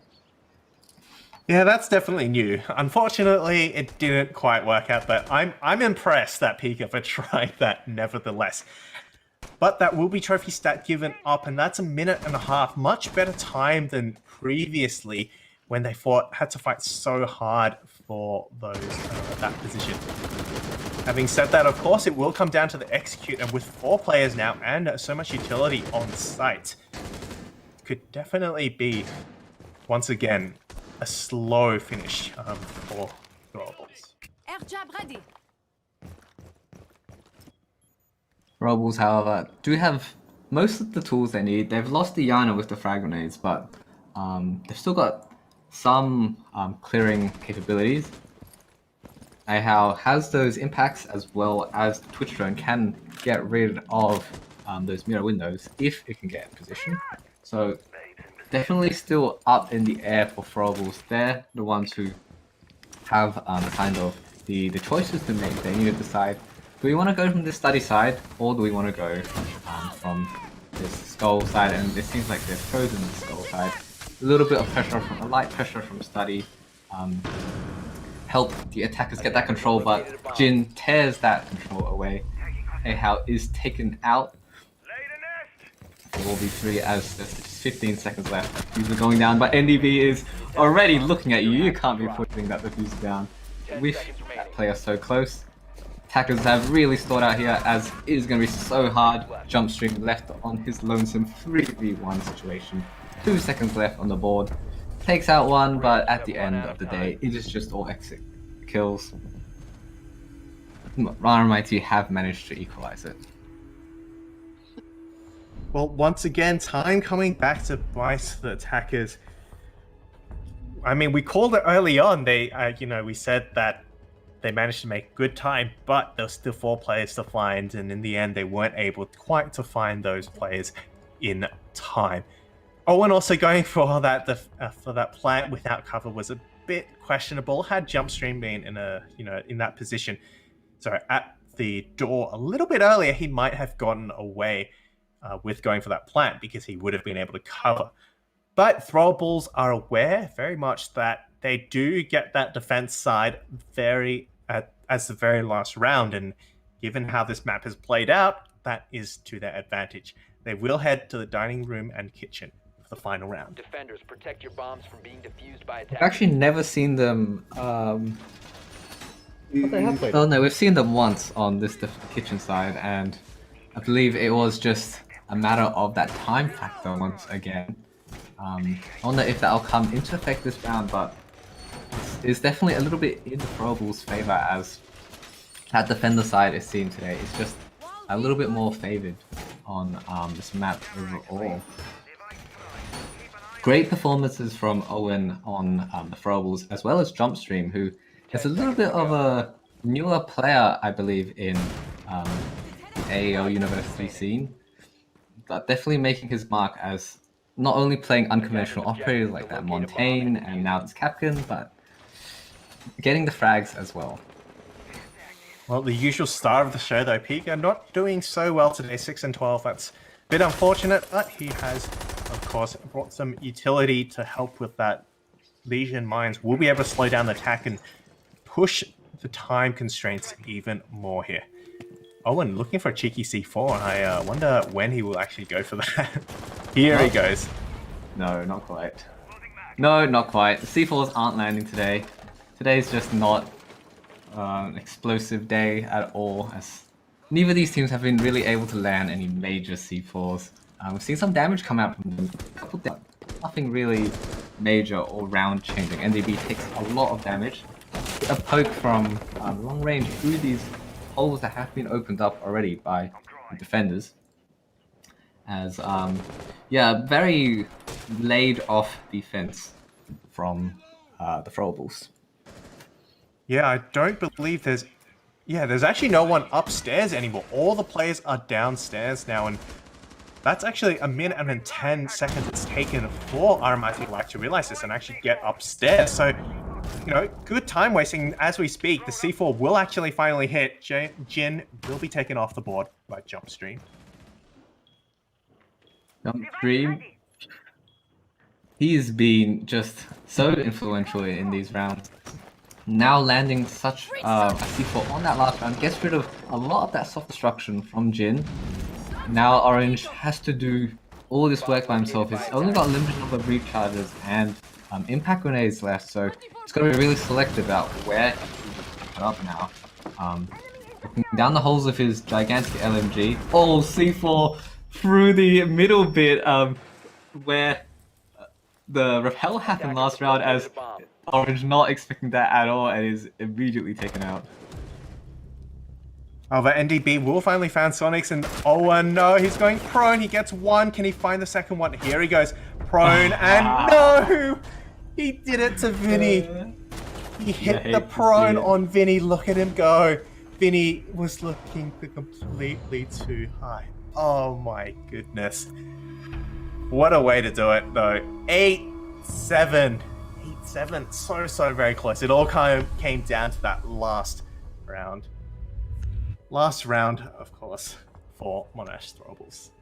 Yeah, if this was infinite overtime, we could be here for weeks or months, but this game has been so close, and I almost said Monash Onyx. No, it's Throwables now. They've changed the name, but they've just eked it out, get that last round, and secure their map pick. So very good job from them. We're going to be heading to our next map, which is going to be Chalet, after the short break. Do you have any final things you'd like to say, Lance? Well, it's been a really, really close game, and I wonder if, you know, Chalet will be the same, you know, of the same caliber, because if it is, it could mean we'll be here for a long time. That one took about an hour and 20 minutes.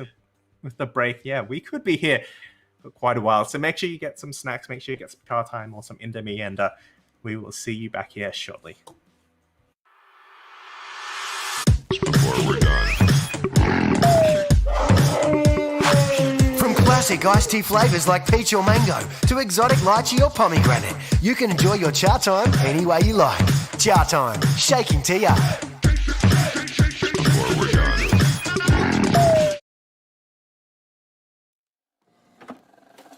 I just can't let you go. Lord knows that I've tried to. You said I was the only one. No one likes being lied to. You made this mess and left me with the pieces. Now I wanna burn all the bridges between us. I can't focus, I can't forget. I've been thinking too much lately. I just need to clear my head. I just need to clear my head.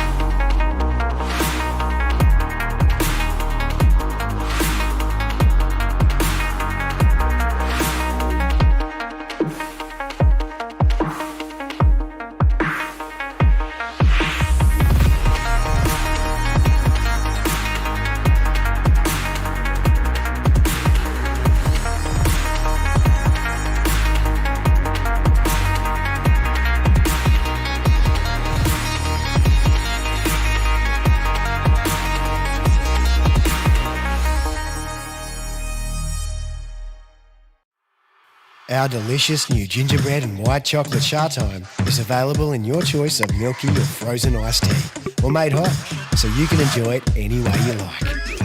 Chatime, shaking tea up.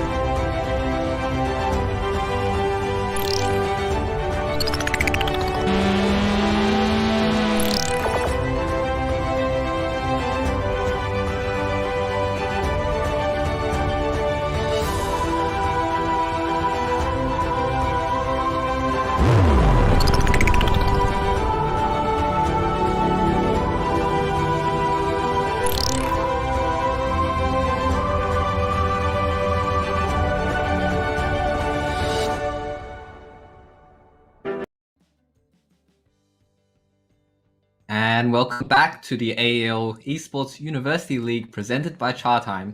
We've just had an exhilarating game between the Monash Throwables and RMIT Black on Villa. So let's jump into some of these stats as we recall on some of these great plays that just happened. Well, of course, it was tooth and nail all the way, so close for both teams. And at the end of the day, 8-7 to Monash. Of course, it was their map pick, but it was all down to those very small points. Look at that. A +4 entry for Vincia, though. That's the highlight I'm seeing right here. And a +2 as well for OJ. These players definitely getting those opening picks here. Yeah, huge plays from those players on the RMIT team. But if you have a look at Throwables, who are not Onyx, Owen with the 16 kills dropped. Not only were those kills extremely influential, I believe he single-handedly won several of those rounds, but has been really popping off in that kills department, and his rating really reflects it. Other honorable mentions are Jumpstream and Ahau, who have both played out of their minds, and they've both got very good ratings and all that. Yeah, but similarly, Vinny and Jin also very good ratings as well. Over 1 and 1 more, of course, I believe it was. I don't remember who it was. I just missed it, but on a 0.99. So almost 3 players on both teams with ratings above 1. But it's said and done. That is done and dusted indeed, because we will be going to our next map, Chalet, which of course is RMIT's map pick. And we're just waiting for the ready. Yeah, Chalet is definitely an interesting map to be picked from RMIT Black. It's a bit of a new map, but it's kind of in that phase where people have really started figuring it out. So there's a little bit more of a meta on this map than it was when it just got re-released. So it's gonna be very interesting to see what kind of strategies that these teams are gonna be employing. Well, apparently the meta is to leave the game straight away. Ahau instantly crashing out. He probably does have time to join back. But Throwables will be banning out Flores. Finally, an interesting ban here. RMIT Black most likely sticking with the tried and true Thatcher, I believe. So we'll be taking these bans slowly, so he's got this opportunity to rejoin. Just like how both teams took their attacks very slowly to their own detriment on our previous map. Hopefully we don't see too much of that in Chalet. Flores being banned. Interesting pick for Chalet. I wouldn't expect Flores to be extremely powerful here, given that you can kind of get a lot of vertical angles, and it's a bit more of an aggressive map. But bans from RMIT Black are going to be a bit more normal. We've got the Valkyrie and also the Jackal being taken off the board. Well, we saw a VAT ban last time, and it certainly worked very well. And who would have thought a mirror ban? Well, mirror did so much damage when RMIT Black were playing them, and given that Throwables don't really play them at all, there's no surprise here that they would remove them from the board. What hasn't been removed, though, is AHAL. He will indeed make it back for the start of the game, thanks to some slow bans. Hopefully they take their attacks a little bit faster than that next time. You getting your notebook ready? Yes, that's right. Yeah, definitely a game that you should definitely take notes on, as I have no doubt that this is going to be a crazy game. RMIT Black are down one map, so they're going to really need to bring it back. Otherwise, they're going to be losing that upper bracket advantage, which would be difficult to say the least, as that is actually the advantage that they didn't have last time going into last season's grand final, and could possibly be attributed to the reason why they lost versus this team, in fact. It will also be the first time that RMIT Black have not been in the upper bracket. They've never had to make a lower bracket run. They've always gone straight through to the grand finals, and that would be historic indeed, and maybe it will motivate RMIT Black to maybe take some revenge here and make sure they win this one out.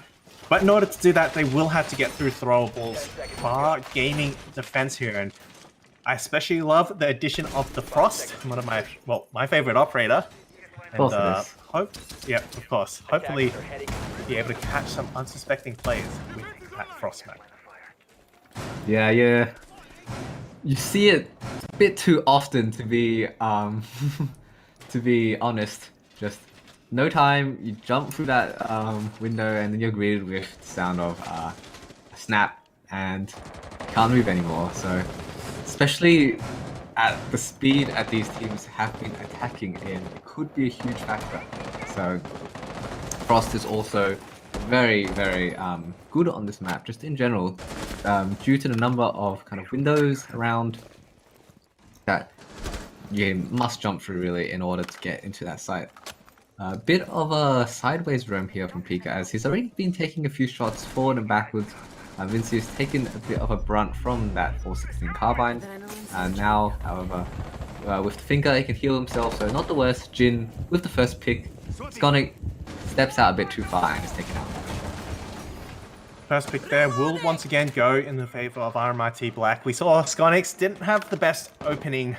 The entry stats a -5 there, and that certainly will not help with it. Jumpstream, however, and AHAL still will be holding onto this top floor, and this is kind of the key positions you want to be holding, that mezzanine, and of course this library stairs. So they still have great positions, it's just a matter of how long they can hold onto it before being forced back. Yeah, the two CBRN operators just pummeling the stairs player with frag grenades and flashbangs.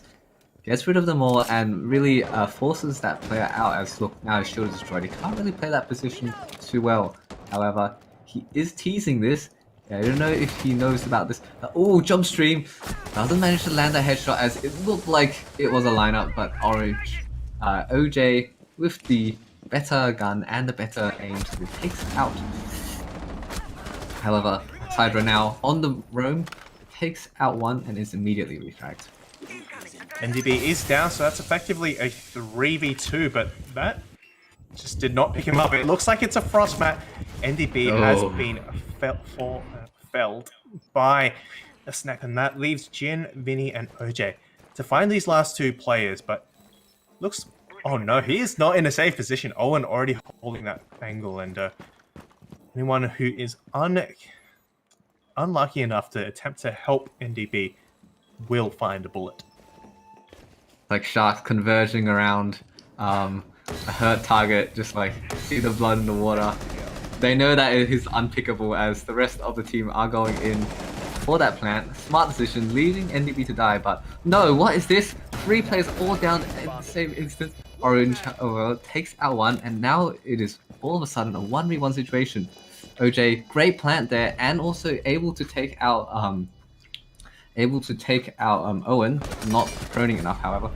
OJ, good final frag as huge round from him, gets that diffuser down and the remaining 2 kills to clinch that round for RMIT. That shotgun, unfortunately, was blocked by the smoke. He did get 1 player, but couldn't quite find OJ right behind the wall, and OJ manages to escape with his life and the round here. As Pika, unfortunately, does not find him on the jump out. That will open things up for RMIT Black on their map pick.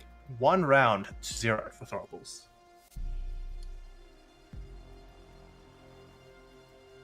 Good start. Really the good start they need, considering that their attacks have been, on Villa at least, have been a little bit more, how do I say it? It's been a little bit difficult for them to kind of get that final execute. They're very good at clearing out the map, really taking that ground aggressively, but at those final moments, they often struggle a little. We actually saw that a bit in the last round as well. A 3v2 situation, somehow made it to a 1v1, but good capitalization from OJ. Once he got that diffuser down, he could really start to bring that round into his team. Well, the shotgun goes burr in the background. Owen has the very, very capable FO12. It's just a matter of where he chooses to play it. 5 seconds left before But insertion. they will be playing on that second floor master bedroom site, so different site. Usually the primary site here, but they tried bar gaming, didn't work, so we'll be heading here for the second round. Yeah, and on top of that, they've also brought the clash on Skonic. Skonic has been struggling a bit in the gunplay department for these last 2 matches, but who says you need to shoot a gun when you can just bring a gigantic shield and have a huge impact on your team if played properly? Well, that's my justification for bringing Bomb shields located at by least. attackers. He's going to be contesting these windows and making it very difficult for attackers to get into the solarium. Bit of vertical play here coming out from Pika, but he will rotate off. Can't quite find that player. Max Hydra now looking to come up West Main as Pika is starting to be locked down from multiple sides. He's got 1 on trophy. He knows there's someone probably coming up from West Main. But he holds his ground and waits for Sonic to start coming down and might actually be able to tell here. Yeah. This is an interesting hold because I don't know if there's anything that actually would stop these window players from just yeeting and rappelling right through that window. Doesn't seem to be too many defenders in first that, but menace of this shield, you're a bit worried if you try to go in for that rappel as frag grenade being cooked. Yeah, I heard that being pulled, but doesn't seem to be released as now 1 minute 30 off the clock. Attackers have really struggled to get in the building.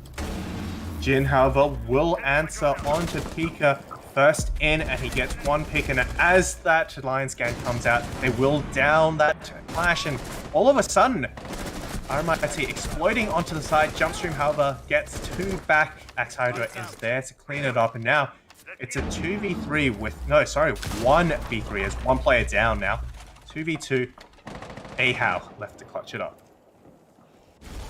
Well, AHAL's just been that clutch player so often. Clash still alive. Don't know if he's going to be able to pick it up, but yeah, there's no chance in hell as still a 2v1 situation. Anything could happen, and we've seen AHAL win clutches where his odds are much worse than this. However, if he is to do something, he has to do it quickly, and he has to do it now. If he can get this bomb planner, he could make this a 1v1, and that is suddenly a much situation. Creeping slowly into the side. Doesn't see the silhouette of the Lion, who manages to put that diffuser down right next to the rotate he was looking at. Axe Hydra, NDB now both in good positions as AHAL has to take 2 fights, 2 big fights that would not be in his advantage. One on that upside down rappel, and one also in the closet. Hydro just hiding. Has some intel as well. You can see these drone pings. Oh, swings around the corner, and there it is. AHAL is finally shut down. And another attacking round into the RMIT team's favor. We have noted that Chalet seems to be a little bit more of an attacker-sided map, and certainly these last 2 rounds have been that. RMIT Black, 2 attacking rounds, and both times they've managed to get the plant down and finally the kill. So will Monash be able to pick up this defense back, or will RMIT actually have the advantage here, both in terms of the side and on their map pick? Yeah, it seems these strategies that Throwables have been bringing, they aren't working too well against this aggressive take from RMIT Black. They're always just able to outduel and even outposition, as you could see at the end of that round. Just once that bomb got down, there wasn't too much that the remaining defenders could do. Owen once again on that shotgun.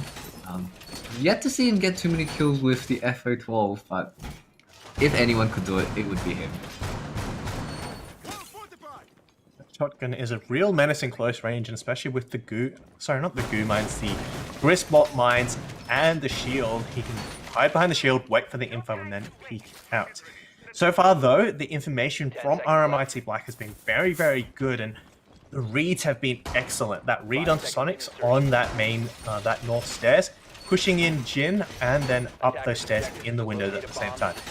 Definitely was what won them that round.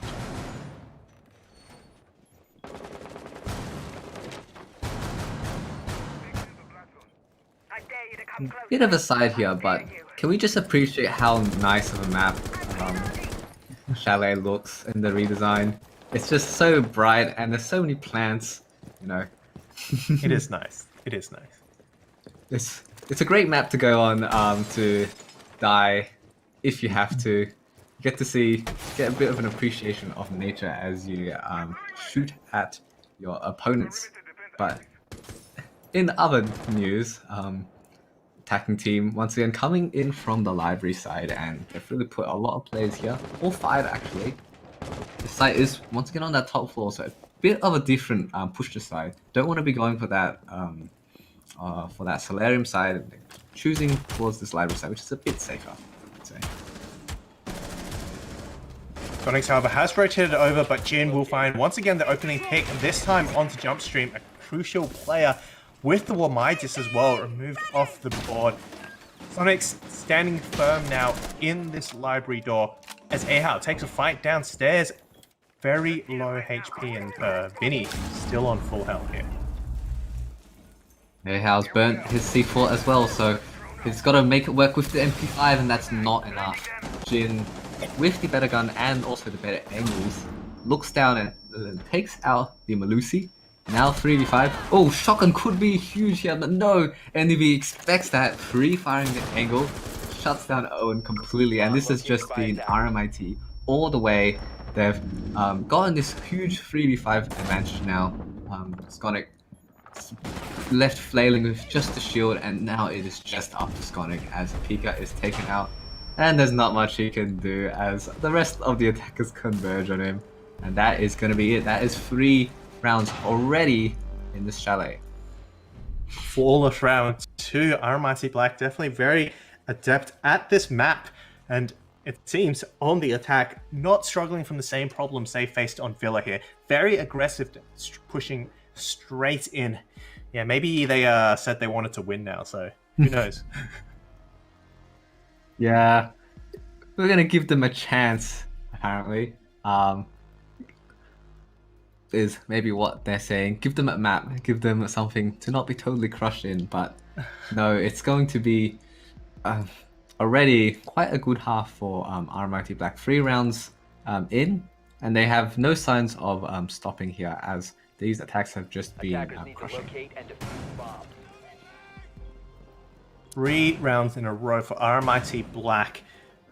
No sign of any slowdown from them. They're just going to keep holding mouse 1. and shift W into the site. Vinny on that Finca has done so much damage. 2 frag grenades, a gun 6, a great gun, and some health to top it all off. And of course, NDB on that line, making sure those Romans don't have much room to maneuver as well. Hopefully they do get some earlier picks this time on the Throwables side. They do have a lot of utility here. They've got the Jaeger and the Wamai, and they have the shields brought at top of library stairs. It's just a matter of keeping those players alive and forcing the time into clearing that utility. Yeah. None of the players on Monash Throwables have really been able to pop off.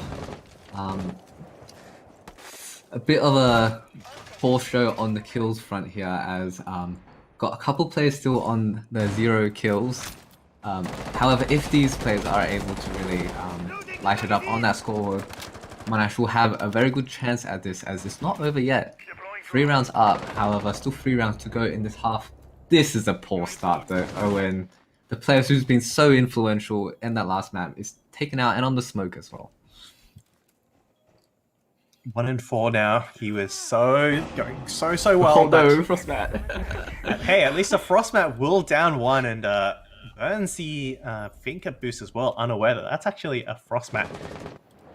OJ, however, will be in a very difficult position. It's difficult with Pika close by. Frag Grenade, however, will force Pika back, and as he goes for the peek, there's a drone as well. They're going for the pickup? Are you serious? Okay. It's not punished for it, but oh, this is so dangerous. Well, if that was me, I would have just left that down player, but they make it work somehow, and because of taking that risk, they still have the battery utility up, so all in all, very good play from RMIT attack team, very good covering from 2 players from that window, making sure that Pika isn't able to round the corner without instantly dying. Now, with this extra utility, they're able to disable a lot of that ADS, maybe force jump stream out, and here he goes, walks straight into a crossfire. All of a sudden, it's 3v5. Onyx, however, will finally manage to find the first kill for Monash, but Plan is already going down. The sound does give away his position, but smoke is in the way, so is Jin. Pika finds 1, but it's not enough now. Diffuser is down, and Jin, Vinny, and OJ will be able to hold this as a post-plan. Dodges the bullets as he gets out with his life. The Finca boost gonna give him a bit more HP as well. Not just temporary HP, actual real HP. So he's gonna be able to take these fights with greater efficacy. Pika jumps out, but OJ is a repeat of what happened last time. He takes him out as he's just the most vulnerable getting into that vault animation. OJ finishes it off like he did on that first round. Fragmite coming out, shoot down, bomb down, round 1. It's just that easy. Yeah, dropping a teabag just to let everyone know who's boss. 4 rounds though, with no answer back from Throwables. Throwables just look completely lost here, and this is a great map pick certainly for RMIT Black, and Throwables need to build up some momentum here. Otherwise, this could be a 7-0 washout. Yeah, that would be very painful because we've just had such a close map on Villa as well, so Throwables definitely showing that they're very capable. They just need to switch a few small things up. Doesn't seem like their defense is really working. The RMIT attack is just kind of pressing right through, and the Romans, who were so successful last match, have just been getting shut down Located by attackers. each time. Yep. Oh, I watched that unfold, and I was Not gonna like say something this. about it, but Not like this. You need the players here, but that's going to be 1 man down. Pika down. Vinny, why did you do that? And look, we don't know either. We don't know. It will be a mystery that remains to the end of time. yeah, I hate You're to heading see out to it. defuse a bomb. Well,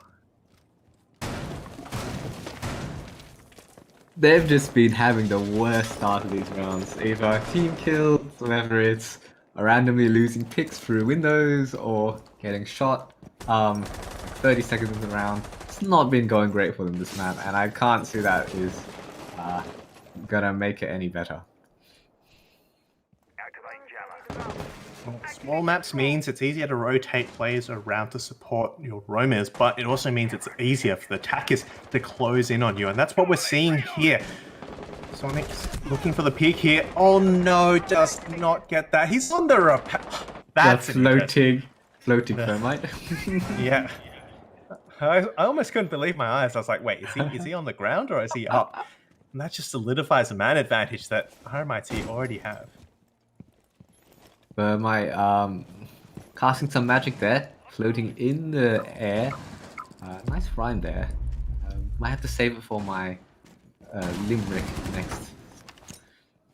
But RMIT Black once again in a power position. Ooh, well, Caster's Curse strikes again. 2 frags, one from Owen, one from AHAL. Now 3v3. RMIT Black. Could this be the first round that they've won? They had such a good advantage going into here, but this could be where it turns. Yeah, it looks like holding onto this piano site here and also this master site gives them plenty of room to start fighting and also fall back here. Electro Claw will actually catch one of those thermite charges, and he's only got 1 left. He's going to have to be careful with that. I imagine 2 though, 2 Thatcher grenades will go down, and yep, it does, and that will open up the wall to being open. Nice trick, nice trick, but cannot escape the all-seeing eyes of that thermite, who managed to find another kill. OJ's really been popping off on this thermite. He's just used him as a fragger even, and getting that utility down as well in terms of the breaching charges. Flank from Owen, but SMG-11 at long range is hard to control and immediately cut off. It's just left to AHAL. We've seen him in this situation so many times.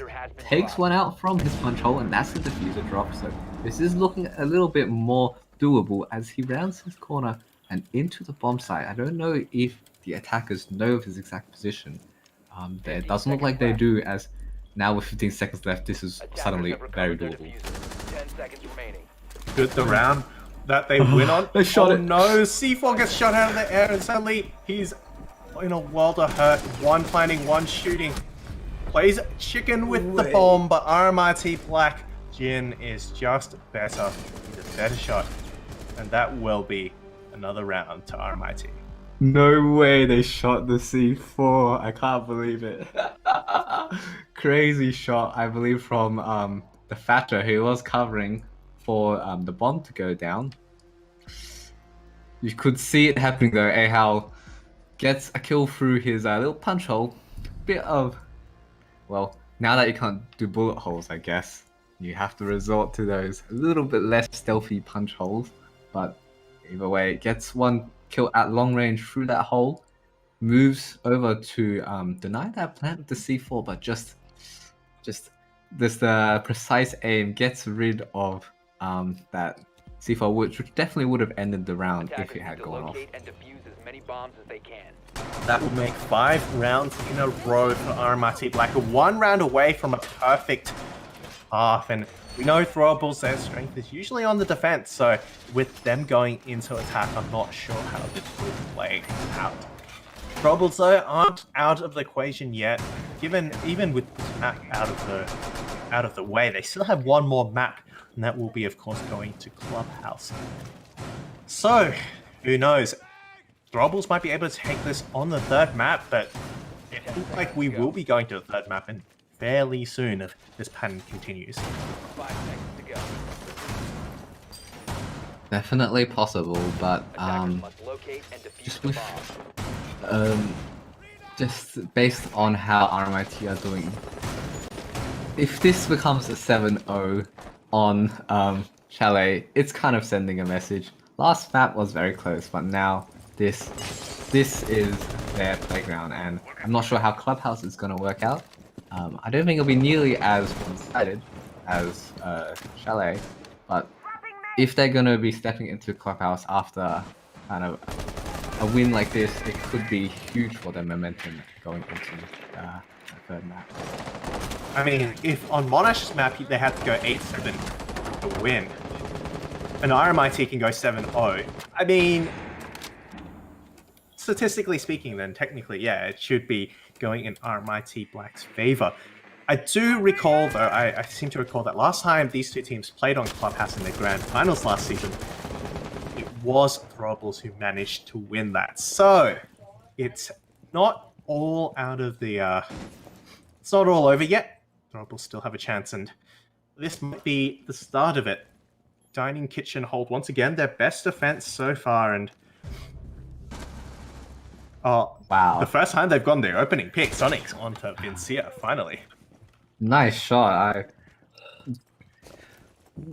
It sounded very much like a one-tap, so maybe catching Vincia off guard or just landing that clean one shot required. Siege, once again, is a game with an extremely low TT shot of any gun. Can take out any operator regardless of your armor, health, social status. So because of that, every gun is at least somewhat viable. And Sonic, despite the Jaeger 416 being nerfed, shows that it's still a good weapon. Now the site is being exploded by a thermite charge, so the attacks do have some entrance into the site, as can be evidenced by this gigantic hole. Smoke grenades being deployed at 50 seconds, so a bit of an early deployment from Owen, but he doesn't really want to lose them without, don't want to die without using any, so we'll be using that to stop the initial ingress. Peak and NDB creeping around the top floor. Both are aware that there's someone around, but not quite sure where the other player is. Pika does hear the gun, and that might be the giveaway, but NDB drops a line scan and gets on the hell out of there as OJ, Jin starting to look for this execute. Yeah, flashbangs not quite landing. Now Jump Stream and Owen are the final layer of defense, but Owen is taken out. Jump Stream needs to do something. No, the diffuser goes down, and a flurry of kills from RMIT Black. This is looking worse and worse. NDB fully unleashed takes out several with his Vector, and OJ with the disrespect. I don't know what to say. And apart from that opening round onto Vinny, that was a flawless round for RMIT Black. They did not lose a single person after that. They just know Chalet so well. So much so that it's a 6-0 half for them. A perfect half for them. And I'm not sure if Throwables just have that same proficiency on this map to equal that. All they need to do is lose one round and RMIT Black take the map. Yeah, if Throwables want to have even a chance at this map, they're going to have to win 6 rounds straight, which is a monumental task, but it's not impossible. RMIT Black have shown that they're capable of doing it. Now it's up to the Throwables to go on that reverse sweep if they want any chance at taking this series 2-0 and getting that early rest time, because you know, as these maps drag on, it's going to get later and later, and it's going to get harder and harder for these teams to play to their full potential. Well, that was 6 out of 6 rounds just then. There were 4 plants from RMIT Black, and everything else was a kill, of course. So definitely so proficient at that. Now that they have all the utility to work with as well on the defense, it could go even more in their favor. Vinny actually looking quite modest here, 3 and a 4, whereas Jin, look at him go, a 10 and a 2. That's definitely, and OJ as well, 9 and 2. Both players putting in the hard yards there. But on the Throwables side, I feel like we can count the number of frost spats more than the number of kills that some of these players have accomplished, unfortunately, as yes, it's been a bit of a tough map for them. However, hopping on the attack, it's kind of a different flow, different side, obviously. So maybe they can pull something out. Maybe this Calais is just extremely attacker-sided. Pika already entered the building, and they're trying to pressure out these players on the very bottom floor, but nope, Vincia says no to that. Takes out one, Ahau, however, with a refrag onto NDB, so at least equalizing the man count. looking for this horizontal take now as Pika peeks OJ and takes him out. OJ, sorry, but a little bit too over eager there. But that will be at least a foothold in the building now as they start working their way across the top floor. They're going to want that some vertical control here in order to execute onto the bar, while Jumpstream downstairs will be holding that flank with that with the gridlocks as well. This is a very interesting attack. They started all the way in the big garage, and this attack is onto the bar side, so almost in the exact opposite side of the map. Now they're in the top floor, really around the world to kind of attack here, and you can see how much time it's already burnt off the clock. 2 minutes, almost 2 minutes down. They've found the 2 early picks, so it's not a terrible trade for them. Cover me, reloading! It is still up.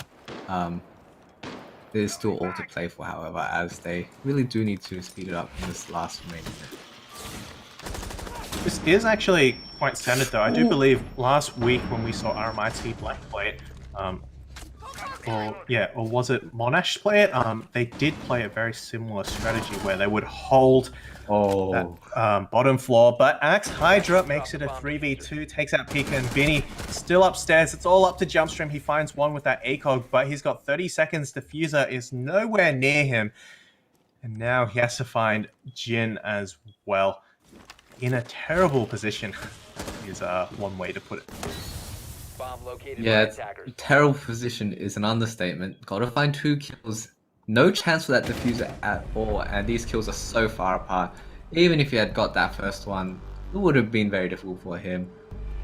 Nice remaining kill from Jin, who seals that 7-0 victory. I can't believe I'm saying this, but RMIT Black pull out the 7-0 victory out of nowhere. At least that's what I thought, but it seems like if any teams are going to go through the map ban phase against RMIT, they're going to really want to get rid of that chalet. OJ at the top of the scoreboard with the alibi, of course. He does so much damage with that operator, and today was no different. Although he did manage, of course, only to get 1 round of playtime because the attack was just overwhelmingly in favor of RMIT Black. That, of course, does lead us to the third map, Clubhouse, which we will play shortly after this break as we get some water and some Chatime. So make sure to stick around. Before we're done. From classic iced tea flavours like peach or mango to exotic lychee or pomegranate, you can enjoy your Chatime any way you like. Chatime, shaking tea up. Before we're done.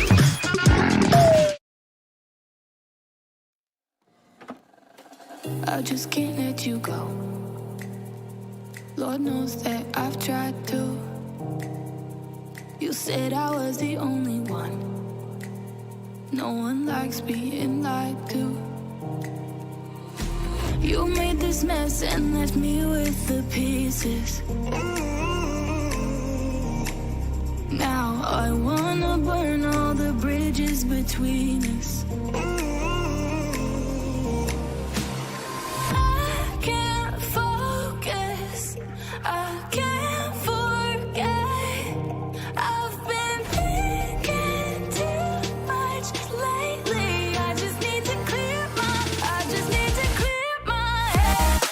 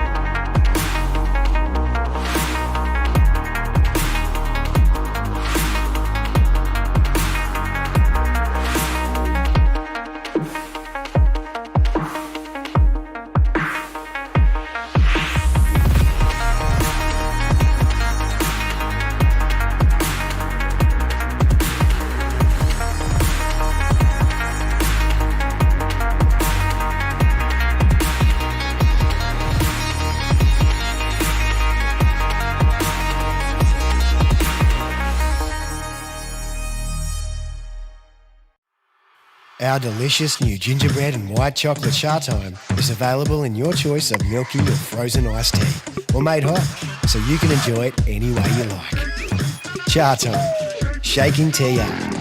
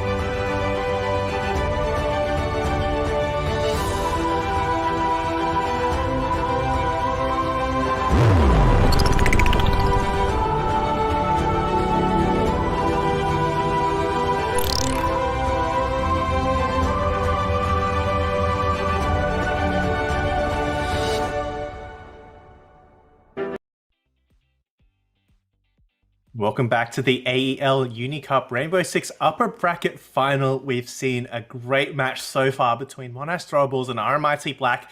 Monash Throwables, of course, managed to take the first map in a nail-biting 8-7, but RMIT Black swept them away 7-0 on Chalet, which does lead us to the third map, of course. But in the meantime, we must take a look at these stats. First of all, those are overwhelmingly in favor of RMIT Black. Who would have thought that in a 7-0, the losing team would have terrible, terrible ratings? I could have never imagined that happening. Just looking at some of those scorelines, that is just painful and ouch. Not a single one of the defenders made it through a round alive. 0% survival rate all around the board. 7 deaths for everyone. Jin, however, posting up that 5.50 KD, and of course, OJ as well with a 3.0. And in fact, everyone having a KD greater than 1. NDB, the lowest, in fact, just went 4-4. So even then, of course, I think MVP will be Jin for that. Plus a 3 and a 2.03 rating. So definitely well done to him. But enough has been said, I believe, about that map. Hopefully we can move on to this final map, which will be Clubhouse, a little more of a technical map. How do you think this will play out? Well, Clubhouse is going to be a bit more similar to Villa than kind of that Chalet. Chalet is really a map where you can roam freely, you can kind of attack a lot more freer. Really, you can see a lot of players just in random space around this map, but Clubhouse is very, very different from that. It's very structured, as you mentioned, and it's also a map that these two teams have been have played each other against, and I believe, at least last time, Throwables did manage to eke out that win, so definitely a very strong revenge story on this map particularly. Bana first off the board from RMIT Black. Finally, will be banning someone other than Thatcher. I believe, of course, if they do leave it up, it will make attacking a little bit easier, which so far has been RMIT Black's strength. Throwables, however, will be the one to remove it away, which does, of course, leave Jackal up the jump stream, who has played it a number of times. And yeah. Yeah. Not unstandard bans on this map. We always see at least one high breacher get removed, whether it's the Maverick, whether it's the Habana, sometimes even something crazy like an Ace or a Thermite. But Nothing crazy or out of the ordinary. Mirror also removed. I think Throwables are have nightmares from their first map in Villa, where all they saw was mirror windows and getting shot from mirror windows. Was how a lot of that first map really played out. So then we're getting rid of that. Pulse once again a pocket ban from RMIT. No prone with the alligator shotgun, unfortunately. So that is a bit more of a personal ban. I believe that's targeted at Owen. Yeah, and of course, on that bottom floor site, it is very strong, especially in the kitchen. And you do get to throw the C4 up, you do get to shoot upwards with the shotgun, so no surprises there. We will, however, be going to the bottom floor first of all. Well, Axe Hydra also bringing the Kaid, and that will make getting the hatches more difficult as well. It certainly means you have to bring the Maverick on board. Attackers need to locate. I'm just imagining a Maverick trying to Maverick open kitchen hatch. Just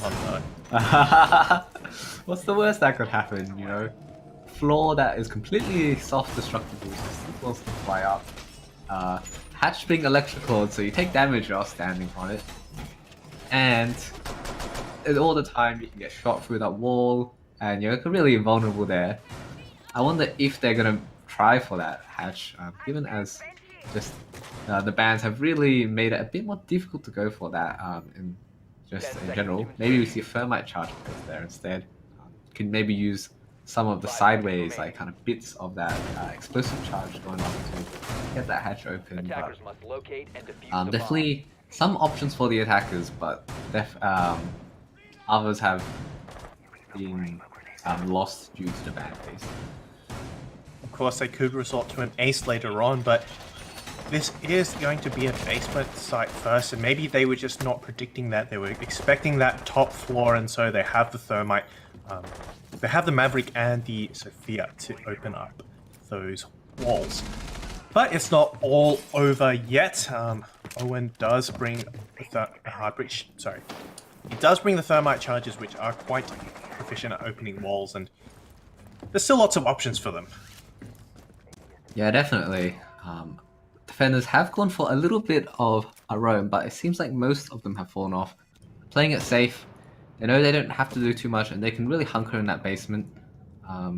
Good electric claws as well to really make it a bit more difficult, make the attackers burn more time. Actually, and very interesting change I thought might have a big effect on this map in particular is in mid-season they're thinking about giving operators 2 hard breaching charges instead of 1. No hard breaching charges brought in this round, but it could be huge on this map in particular. They are starting to work their way down and start looking at these bottom floor jumps from the Attackers have located a bomb. mate Buck will be able to take out some of these floors and make it a little bit harder to play near that hatch. Jin, however, will be trying his luck and is holding that window from a very narrow angle. I remember some players, other players are quite fond of that. But apart from that, defenders have fallen back to the site. A minute left as the attackers start working on these hatches and preparing for their execution. This is some good time from the Throwables. They definitely haven't beat around the bush too much, but what the jump stream doesn't expect is the C4 flying straight out from Jin. It's not the bullets through the holes that is the problem. It's actually a lobbed expertly through the slats, those metal slats. Takes out the Buck, so no more self-destruction.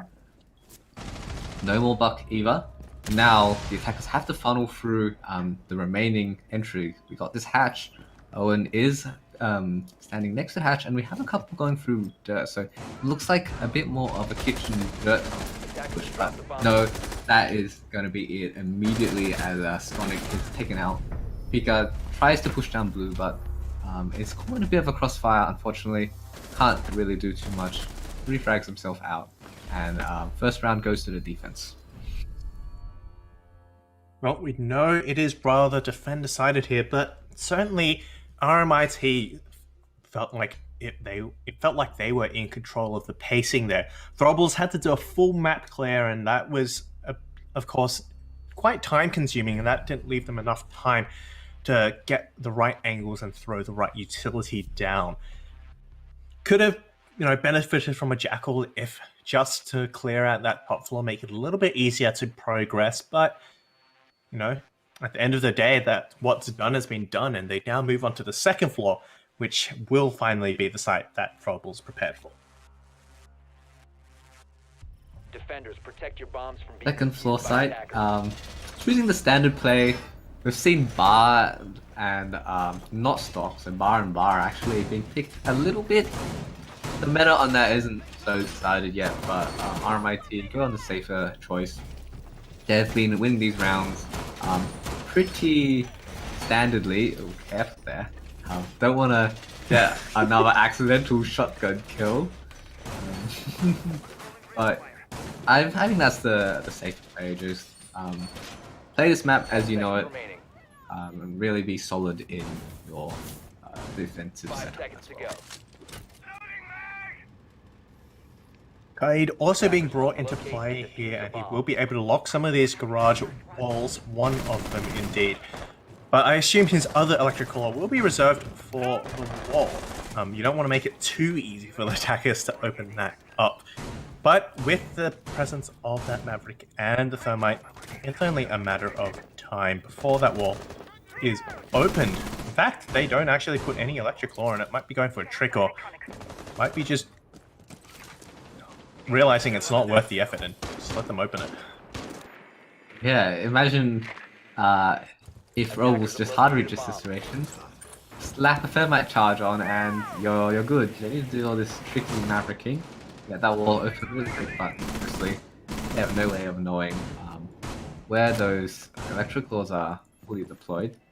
And they are going to be deployed on that garage, making sure that NDB can play that area safely.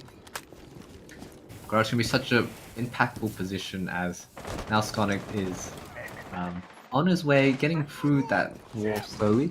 Jumpstream takes a lot of damage and doesn't dish any back, so he's going to have to be much more careful on his roam and that set of map.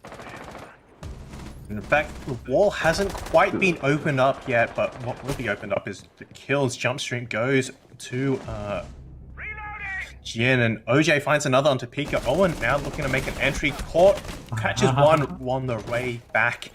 The other one will get away with his life. Vinny on low health, but still with a gun and some utility to work with.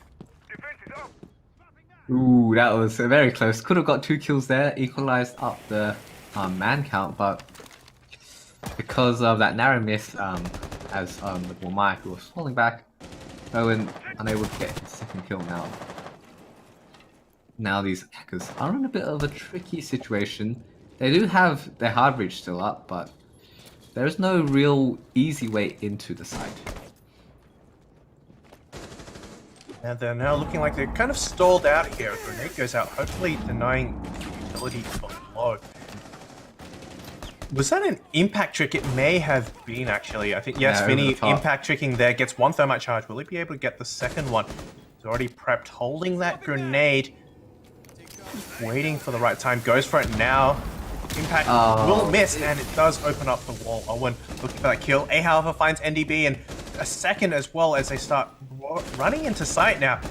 Misses the head just, but Owen managed to end Vinny's life, and that will be a round for Throwables. What a round from Ahau, just jumping in that suicide window in with good timing with the thermite charge going off. You see, if the thermite charge goes off, the defenders can't hear you if you jump in, especially as that speedy free speed of IQ. So really, really pulls out that play where his team needed it, and that round was not looking great, but with so many opening kills, jumping in, he's able to bring the tide of that round back into the Throwables' favor. Yeah, as you mentioned, it did not look good for Throwables, losing those early picks, and then they just didn't have a way of getting into sight. But of course, Thermite being able to open up was step one of that. It opened up additional angles that the defenders had to worry about, and then of course Ahab jumping in and absolutely sending it. At times, you got to take risks, and that risk was necessary given the position they were in, and, well, paid off very well. Throwables managed to take back around for a 1-1. Yeah, that window can either really work out for you or really be to your detriment. Both as an attacker and a defender, it's quite interesting because when you're defending, you can kind of peek through that window as well into the construction side, jumping out, or you can do the long jumping out construction and then shooting at someone planting a bomb behind the B bomb site as well. So definitely a lot of counterplay there between the attackers and the defenders with that window, and which is why I'm really interested to see how the new operator has these windows which you can kind of place onto that window and stop people from coming out and might play into this map. Once again, we'll be holding onto that garage and looking to open up the breach. Once again, Maverick is here. They have got rid of the soft wall this time, which does make it a little bit easier and more consistent. I believe that was kind of the downfall last time, but Sonics needs to make sure he doesn't die as well while doing this. It is quite easy to lose your life if you don't Maverick correctly, and it's a risky job. Yeah, I gotta say, getting this wall open is... I don't know if that's the best technique for it, but it works out in the end. So all's good that ends good. When it gets that wall open, after a little bit of tricky Maverick work, now they can really pressure in from that open breach, and they've still also got this second push coming in from the construction side. Yeah, a lot of the time now we're seeing teams open the breach and then execute, rather than through garage, but do a back take. Garage is one of those very, very difficult positions to push out. This will also be difficult though with the electrical on the other side, and there's no room. You will be able to throw a C4 or a frag grenade over it, but also need to worry about players underneath on that hatch. Yeah, careful now. This is tricky frag grenade. AHAL though threads it through the needle, so it gets out. But no, Pika is taken out. That window has come to his demise as Jin just able to peek that and take him out, not having the same success as he did last round. Now more nades need to be prepped here as that claw has still not been taken off, so there's still no way of them to get into this final side of their attack. Flashbangs coming out again from jump stream. He manages to lob them both over. One, in fact, but that might blind AHAL long enough for the ADS to recharge. They don't really have much time. It's 30 seconds and there's still 5 players to find. Oh no! I was hoping that wasn't going to happen. It bounces back. Team kill. The second for tonight. Adding misery to woe as NDB takes out AHAL as well.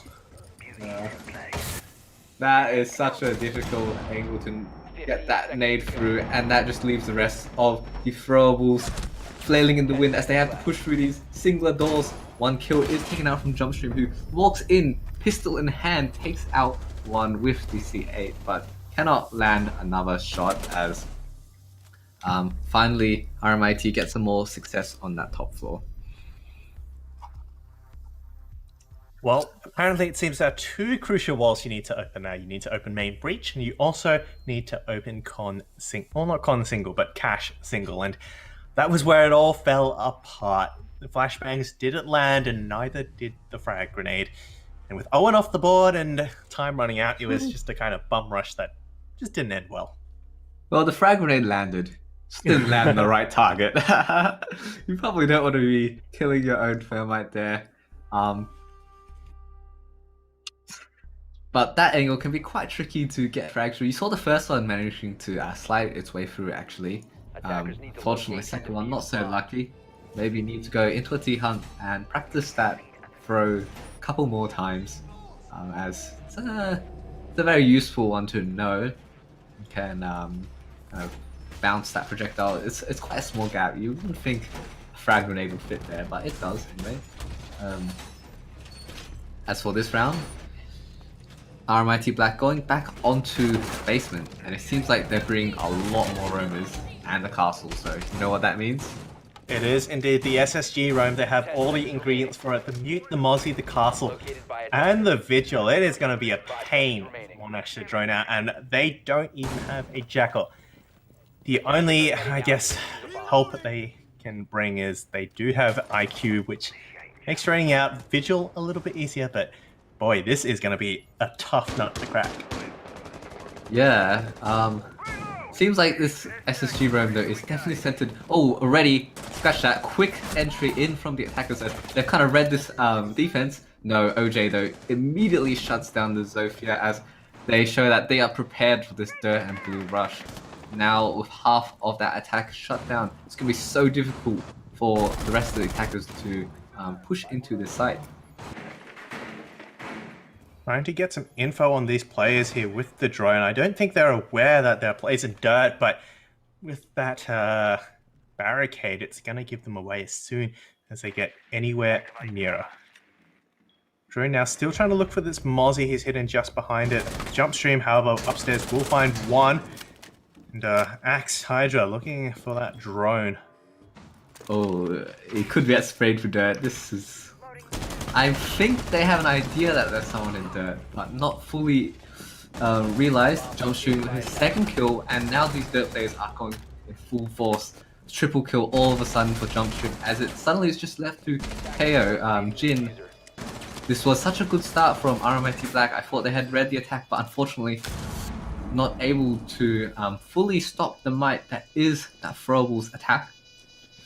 Jin needs to get back in. He has the pings in his advantage, so he does pre-fire down one. He needs to find two more. Jump Stream on low HP, but Owen is holding this pixel, and it is going to be so difficult for him to win this with that one-time scope as well. Walking straight into a crossfire here as both players are... Ooh! Spreads the needle, gets that shot, but with 10 seconds left, this is going to be nigh impossible, and that is going to be it. There's no timeline left on that clock. Valiant effort from Jin, but it's just not quite enough in the end. Well, he might actually have had better luck if he had stuck it, as that oil pit meant that he wasn't able to get a shot on him just quite yet. There was still a little bit of distance, but probably not enough. Still, as you mentioned, very, very close, and well played from Throwables, reading into that defense and rushing down that blue and dirt tunnel. Although they did lose one, they actually committed to it, and RMIT Black just fell apart on the execute. So well done to Throwables, and hopefully next time we get to see a better SSG roam, as it is quite a fun strategy. I'd like you to define fun. It's fun to watch, I suppose. That's fair enough. I could see that, yeah. Fun to watch, definitely. Fun to play against, probably not too much, but anyway, we actually have our defending team going onto the gym site, so they don't want to go onto that basement anymore. They're still unable to go top floor, so this is the logical next choice. Wonder how they'll set up this gym defense. 10 seconds remaining. So far for the two previous sites we've seen, it's been one defense and one attack. So far this map is actually shaping up to be very, very even on both sides, and we might repeat this once we go into the round switch. Sorry, the half switch. We might see Throwables and RMIT Black one, go even on this defense. So very, very close is what I'm trying to say here, as both teams playing at their best. Definitely shaping up to be a lot closer of a match than that 7-0 that was Chalet. So, and that's to be expected. Clubhouse is definitely a map that every team will be very versed in. It's kind of that standard map. The map you go to die. Map teams go to die. And really test out each other. What? Oh, AHL going almost on? managed.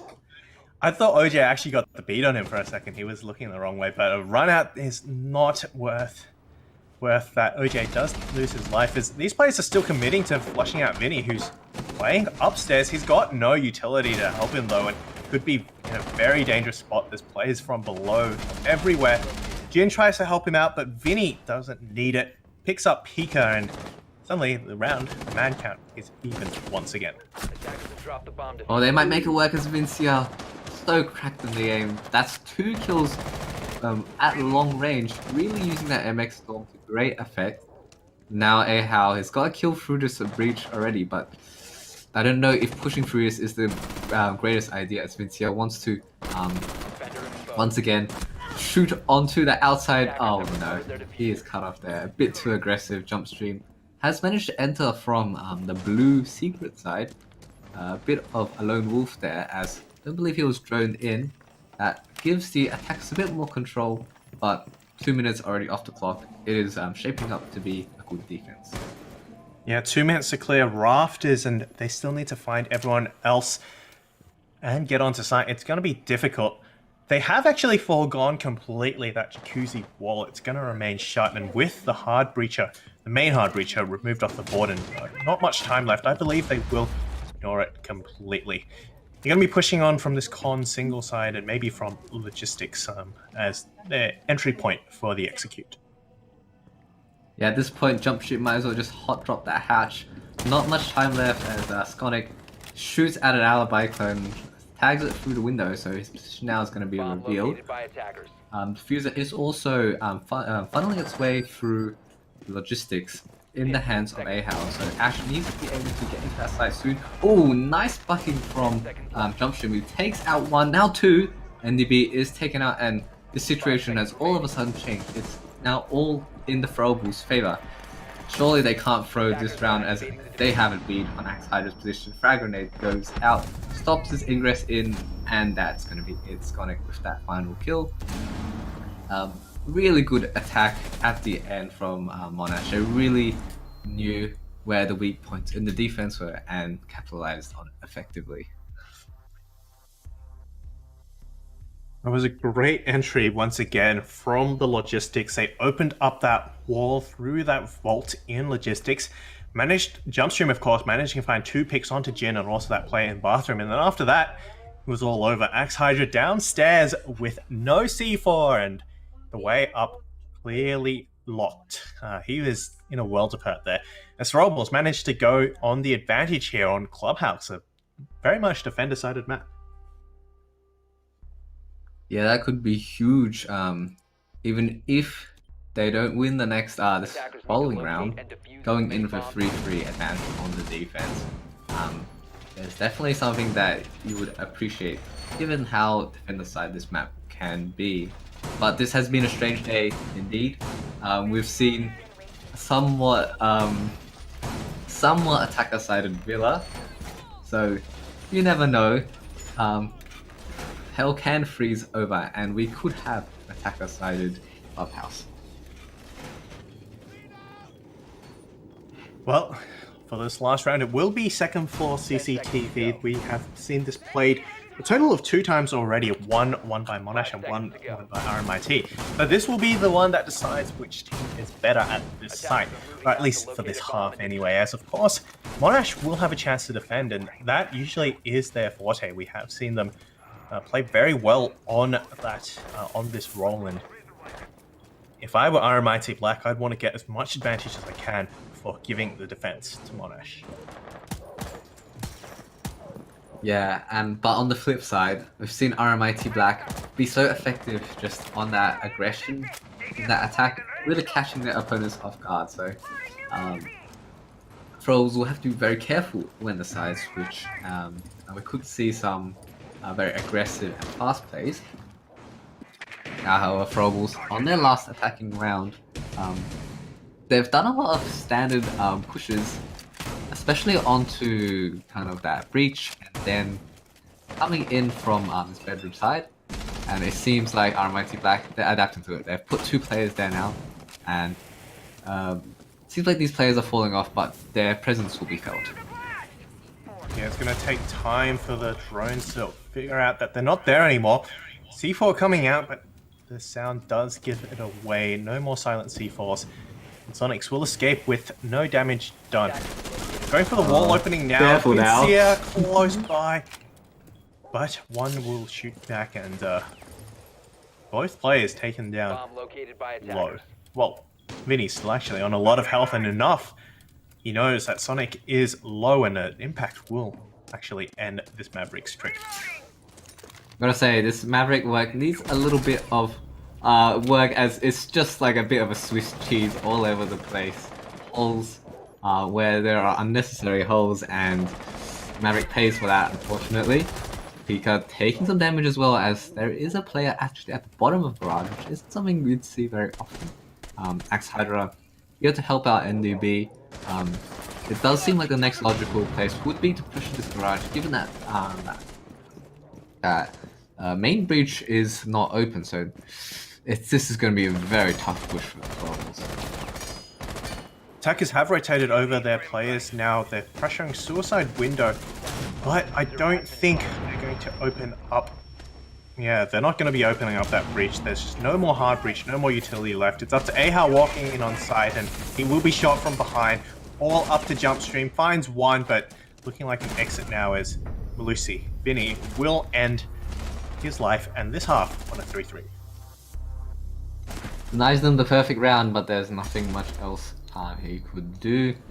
Good defense from RMIT Black, and really capitalizing on the less than ideal Maverick tricking from who was a Skonic, I believe, as just unfortunately left a few too many holes, and then when he tried to peek that hole, his head just showed up, and it was essentially a free kill for Vinny.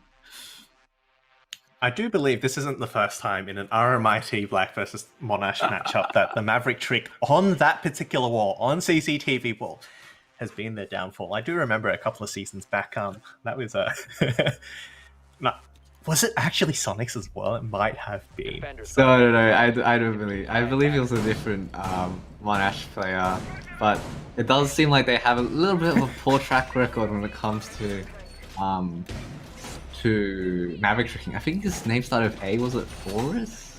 Oreo. Oreo, that's the one. Yeah. We're sorry, Oreo, for bringing it back up, but you know. Sorry for opening fresh wounds. Yeah, don't worry. It's not just you. Apparently, it seems it's a Monash thing, guys. Well, they do get to defend now, so they won't have to worry about that. No Kaid being brought here on this bottom floor, and with that option, I'm just kind of surprised they didn't choose it. Of course, there is no Habana, so hatches will take a bit of time to be opened up and a bit of utility, so it's not all too bad giving them away. Yeah, and we're really seeing this Molly being brought a lot on the basement defense, especially.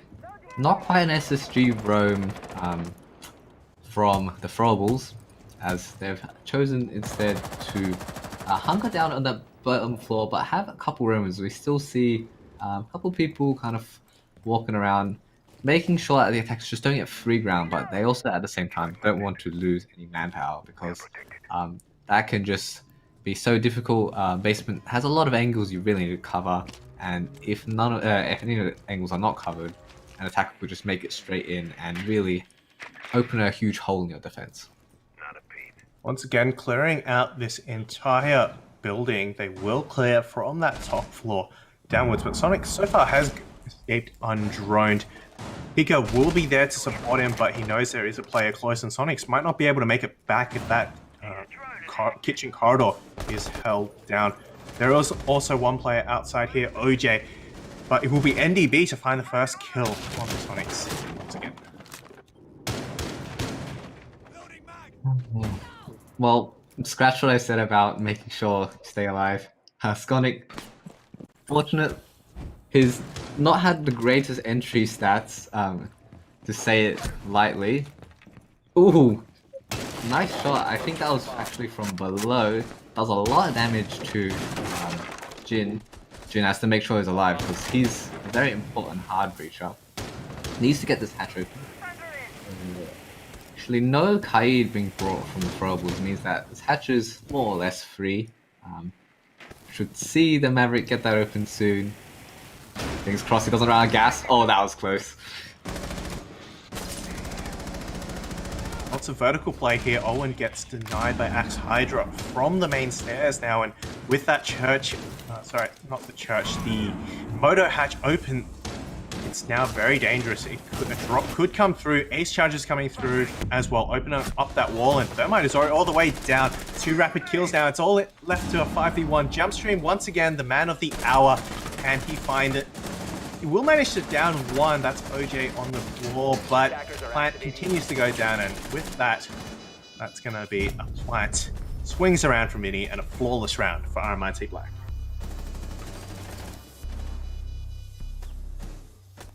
Ooh, that was a nice shot.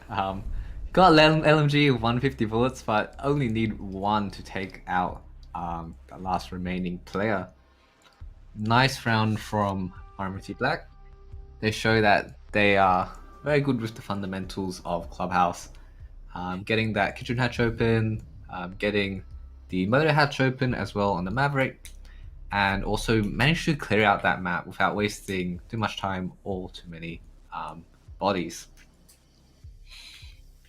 Yeah, the opening picks just have not been going well for Throwables.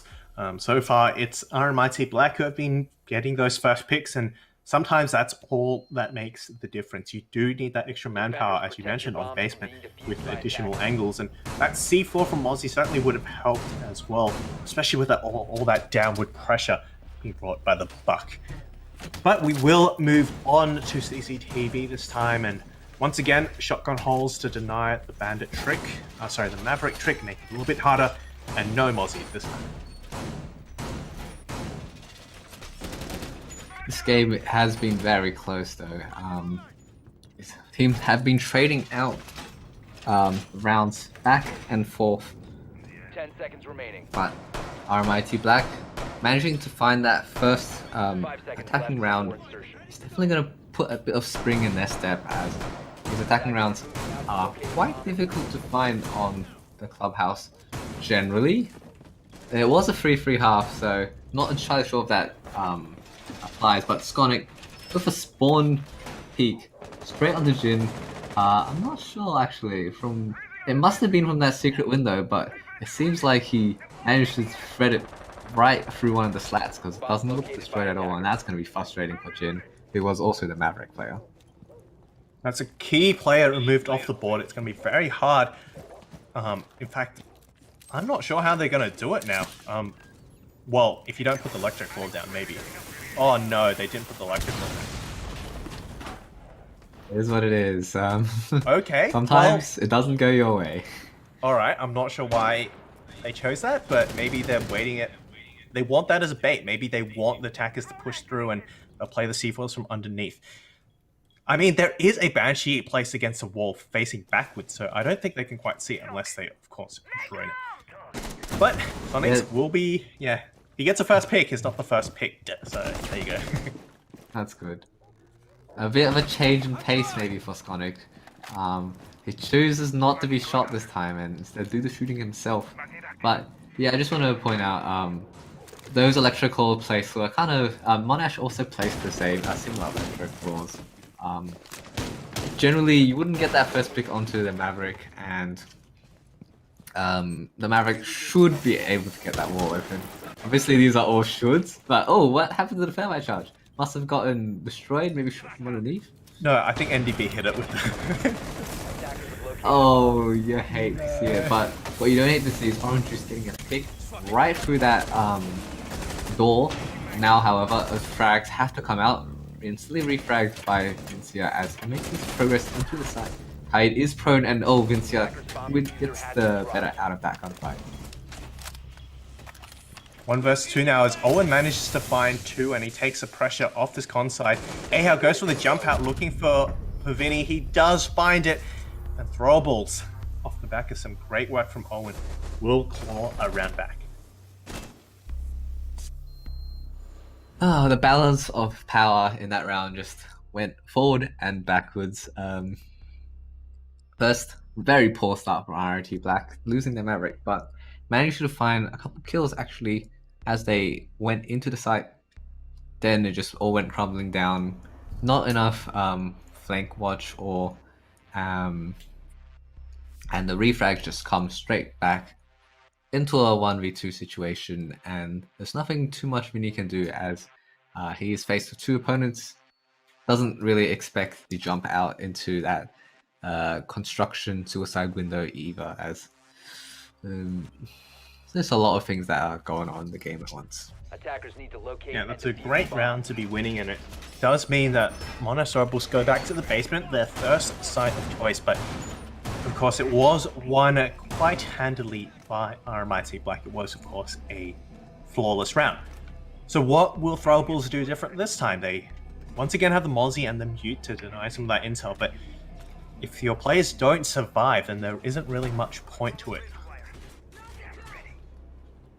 No, they're gonna really, well, I don't know. I believe in Skonic. Skonic has turned a new leaf. He's stopped being the first pick. 5 seconds to go. I'm predicting he's gonna find something this round. Attackers are moving out to locate a bomb. Yeah, and use it. he's not doing... Oh, look at him go. A second spawn peek. He rewarded well for the first one, so he might as well go for another one. Oh, doesn't quite... Oh, no, he just misses his shots. Not sure who that was, but, well, he will get away with it. He's not even doing the worst on the scoreboard at this point, so it's not all bad. Yeah, the early clash could be coming out here as NDB, no. nice read. Tracks Skonic straight to his grave, as not sure if that was some drone intel or just good earphones. Maybe he's got a rig headset, but knows that Skonic is in that room next to him, and really makes him pay for it. Yeah, and also, of course, he'd have to have an AOC monitor with high refresh rate so that he can track perfectly. And of course, he's playing on a Predator gaming PC. That's 100% why he won. That If is the Sonic's had holy the same, trinity. then yeah, you know, it would have been 50-50. Pika playing with that drone. And actually managed to make it through, but no, will be caught by NDB That was- once again. A second for NDB here, so aggressive. One pushing up, finally put down by AHAL, but damage has already been done. It is a man advantage in RMIT Black's favor. There is some unadvisable aggressive peaks happening in this game.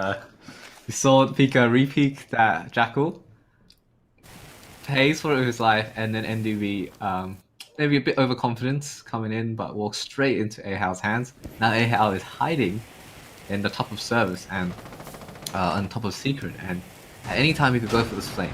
Do RMIT Black have that flank drone? It seems like they do have Vincia tasked with watching the behind. A bomb has been located. Yeah, if this player tries to rotate down those secret stairs, he will be cut off by Vincia. In the meantime, though, players are starting to work on this. Oh no! Oh no! Unfortunate. If he had peeked out a second early, might have been able to get him. Frag grenade as well goes down, and now so close to a flawless round. It's a 4v1, all up to jump stream once again. He does have the pings from the info, and we'll get one, but a second from Jin upstairs, and that will suddenly bring it back to a 5-4. Yeah, spontaneous flanks both from that main stairs and from secret. Good coordination from the Throwables side, as seemed like that was at least some good calling. You know, you would really want to capitalize on the chaos caused by one of the flanks. What's better than one flank? Two flanks. But RMIT Black had that well on the wraps. They had not only the Maverick kind of looking down that main stairs, even had a frag grenade cooked ready for Owen to come up, but also Vinny was still in a good position to cut off that secret flank. So good capitalization, good round, and some good coordination from both teams, but RMIT Black is clearly in that better position at that point, and they're able to bring that round in. Well, Owen did, of course, try to go for a bit of a flank, but unfortunately caught out at the wrong time. Frag grenade, and then Jin on the gun takes him out. So some bold moves there from Owen, but ultimately does not pay off for Throwables, who will lose that round to go down 5-4 now on Jim Bedroom.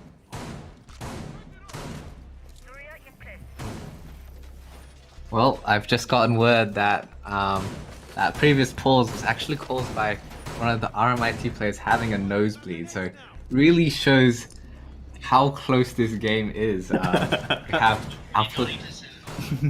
having spontaneous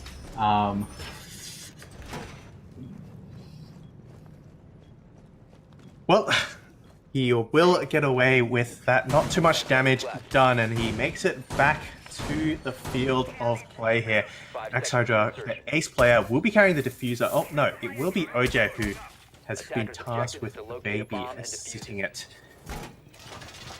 And yeah, they will make it back to the second floor. They did, of course, win this, and so far, it is the better side for them. RMIT attack has been successful both times on that. yeah.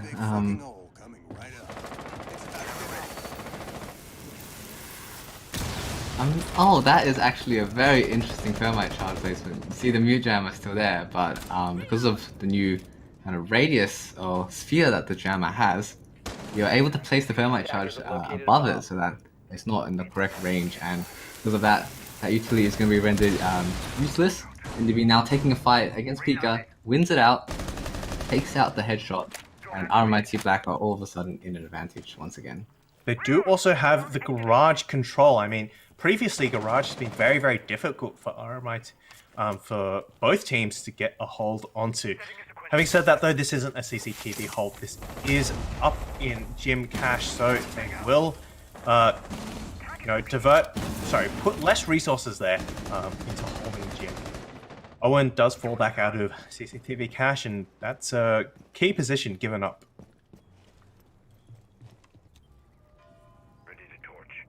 Definitely, as a bit of a delay from the RMIT attack. Actually, they've made good progress in garage, but that's about it. Entire CCTV is clear now for the taking, and OJ, on that fragmite as he always is already walking straight into this unknown territory. Not too unknown. Drones have been crawling through there, but gotta respect a man who's able to frag on that thermite. Now, Fragmite is definitely a very, very powerful thing. Once you've used up your charges, you don't have to do anything anymore, so you can just play like however you want. But attack, once again, as you mentioned, has slowed down a bit. They got some early picks. Pika, of course, taken out early, but they're kind of just biding their time. You might see a very explosive entry, though, as Vinci and NDB find 2, and now it's a 5v2. 40 seconds left with 1 off-site. Owen, however, will answer back 4v2. He's got the shotgun in hand, and Ahau needs to make it up to the site, but he's on a flank. And I'm not sure if this has been called yet, but Vinny takes out that last player on site, and now it's all up to Ahau. He's off-site. There's players, there's pings, but will he be able to find the kills? Ahau, once again on that flank, he seems to be always flanking, especially in this late round, and takes out one. Now, 3 opponents left, NDB on low HP, and he is the one going for the plant, hopefully in a safe position. Jin has that angle covered, and Vincia has the other one covered as well. And Ahau is taken out. This is RMIT Black hopping onto that match point, and may I remind you, the winner of this game gets a free pass into that grand finals, as well as retaining the upper bracket advantage. So it would be a huge game for RMIT Black to win. Well, it was even on the 3-3 split for Throwables attack, but RMIT Black just showing they are so good on the attack. So much so that it's been 3 rounds to Throwables 1. Throwables have only been able to win on CCTV, and after that, the Basement and Gym have both been RMIT's sites.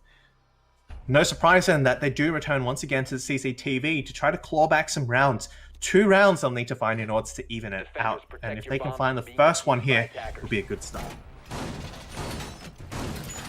Yep, if there's somewhere that they can get a round on, it would definitely have to be the site. It would be a good start for them if they're able to make it 5-6.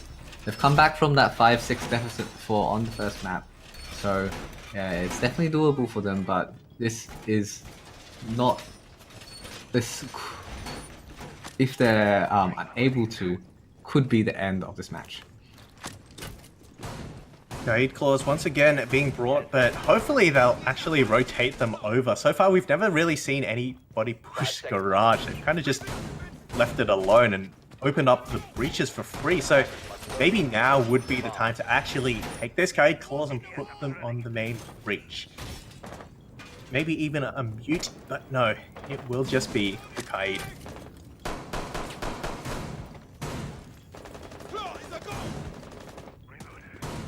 Yeah. Well, this time will actually be placed on that cache wall, which is a new trick you can do because it's a single now, which is quite interesting. Yeah, with the small map tweaks that Clubhouse has made, there haven't been huge sweeping changes to the meta, but there have been small things like that. Shuffling walls you mentioned. Jin now going for the Maverick trick. He chooses the upside down method, so seems to be a little bit more comfortable with this than Oreo was. However, NDB taken out at the start. Good start from RMIT Black. Our peak is taking so much damage from the suicide window. Has to be careful of the breach as well, which is rapidly being opened now. As Jin poking at the wall. Oh, careful now, as he takes a lot of damage through the feet. Doesn't seem like these Maverick players are too comfortable using that blue torch, as hopefully we don't see an embarrassing wall not being opened once again. Wall so far has been the bane of both of these teams, as once again having a bit of trouble getting that open. It is, of course, made easier by the fact it's not Kaid clawed, so you can, of course, upside down repel on it and so on. Makes it a little bit safer, but I think they will go for instead the backside and open up this cache single wall. Enough time has kind of been burned on that wall as it finally does get opened up. Okay. Remember how I said that Monash was the team?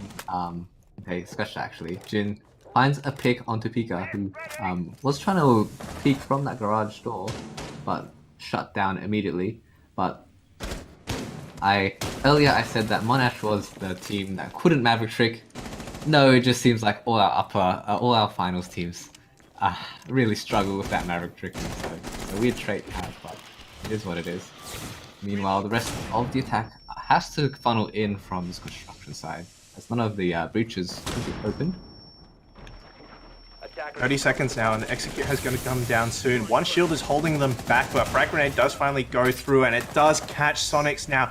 3v3 as the smoke has cleared away. Now is the time for an execute. Jin also holding the suicide window, making sure no one's going to jump out. 20 seconds now. Execute has to be now or never, but Jumpstream is back. Axe Hydra, however, made it into sight now, and they don't peek him now. The plant will go down. 3v1. Good cover. Jumpstream manages to get out, actually. Manages to find one, but the plant has gone down. He's in a world of hurt now. He's got 30 seconds to take Throwables to 5-6. Otherwise, it will be over for RMIT Black as they go back to the lower bracket. They've done this before, but they'd rather not. Jumpstream 11 and 8. Can he find these kills? He's got to make this jump, but it's not looking good. One already holding that bedroom. Goes for the peak, actually falls back, and he's just going to have to go for the kills here. Not much time, not much to work with, and it will indeed be an RMIT Black victory. So close. 7-4 the final scoreline, as RMIT Black, they make it all the way from being one map down through Chalet, and now beating Monash on the map that is Clubhouse. Very close from both teams, as I say, Monash, RMIT Black was just a little bit better on that attack, really making sure that their attacks were kind of breaking through the defenses. Well, I've I've mentioned it before, but attacks are where the great teams are separated from the good teams. Everyone knows how to defend, or mostly, because the initiative belongs to the attackers to push in, and the defenders can wait for the attackers to get to you. You have the sixth player, time, of course. But with attack, you have to know what you're doing. You have to have a clear sense of direction, and you have to be able to adapt to the different setups that the defenders bring. And RMIT Black, on that attacking half on Clubhouse, the final map of all, managed to make it work. They were able to bring it 7-4 on Clubhouse. Yeah, definitely. They're going to be happy that they won that match. And maybe we can see some stats for this game. Well, and here we are. Not unexpected, Vinny on RMIT Black going off with that 1.62 rating and those 15 kills. Jin a close second. The rest of the kill distribution on RMIT Black is a little more one-sided, but all in all, I'm sure as a team, they played great together. Yeah, there was definitely some great coordination, some great teamwork. The information was there, but fortunately, RMIT Black were just the better team. I feel like the 7-4 scoreline doesn't do them entire justice. It was a bit closer than that, and of course, 3-3 in the first half was very good anyway. But nevertheless, RMIT Black, with that off the back of Vincia and Jin, a 1.6 to 1.49 rating and a 2.6 and 2.5 KD, will be able to take that win out for RMIT Black. Once again, we'll be seeing Monash make a run in the lower bracket. Yeah. Do you think that they'll bring that back and we'll get that repeat of the grand final that we had last season? Well, we've seen them do it once. Surely they can do it again. They're not a team that gives up easily, that's for sure. They're always fighting. They're always doing their best. And, you know, that's something that I think a lot of us look up to. The fact that, you know, even in the face of great teams like RMIT Black, going 7-0, you know, on Chalet, they're still going to keep fighting. And, you know, hopefully we do see them again in the grand final. They do, of course, face a one-map deficit, so who knows? It might be the return of the Kings, RMIT Black. But that is it for tonight. As we go to our sponsors, once again, we have to thank them. Chatime, our fresh iced tea partner. They have over 120 Chatime purees all over the country, so make sure to find the nearest one to you and get some iced tea. And of course, Predator with their gaming PCs, the best gaming PCs out there. Make sure to get one as well. And to top that off, we've got AOC, who make some great monitors. They're our monitor partner, and for more than 50 years, they've delivered exceptional viewing experiences. Today, they offer a lot of cool, stylish monitors for home, office, and gaming. Next, we have Indomie. Indomie noodles are made from carefully selected ingredients. They've got great flour and great spices and are really tasty. So you should really try them if you have not, and get some today. Finally, we've got RIG, have what it takes to win. So RIG develop headsets that deliver great audio for gamers and streamers. Well, we will be skipping the interview section for tonight as we are a little bit out of time. I believe Jack has an assignment, group meeting he needs to get to. So we will be wrapping it up here for tonight. Thank you all for tuning in to watch. We will be back next week, I believe, with the lower bracket finals anyway. So we'll probably see Throwables very soon again. So with that, it is good night. It has been a pleasure, and we'll see you next week. Yes. Before we're done. From classic iced tea flavours like peach or mango to exotic lychee or pomegranate, you can enjoy your Chatime any way you like. Chatime, shaking tea up. Before we're done.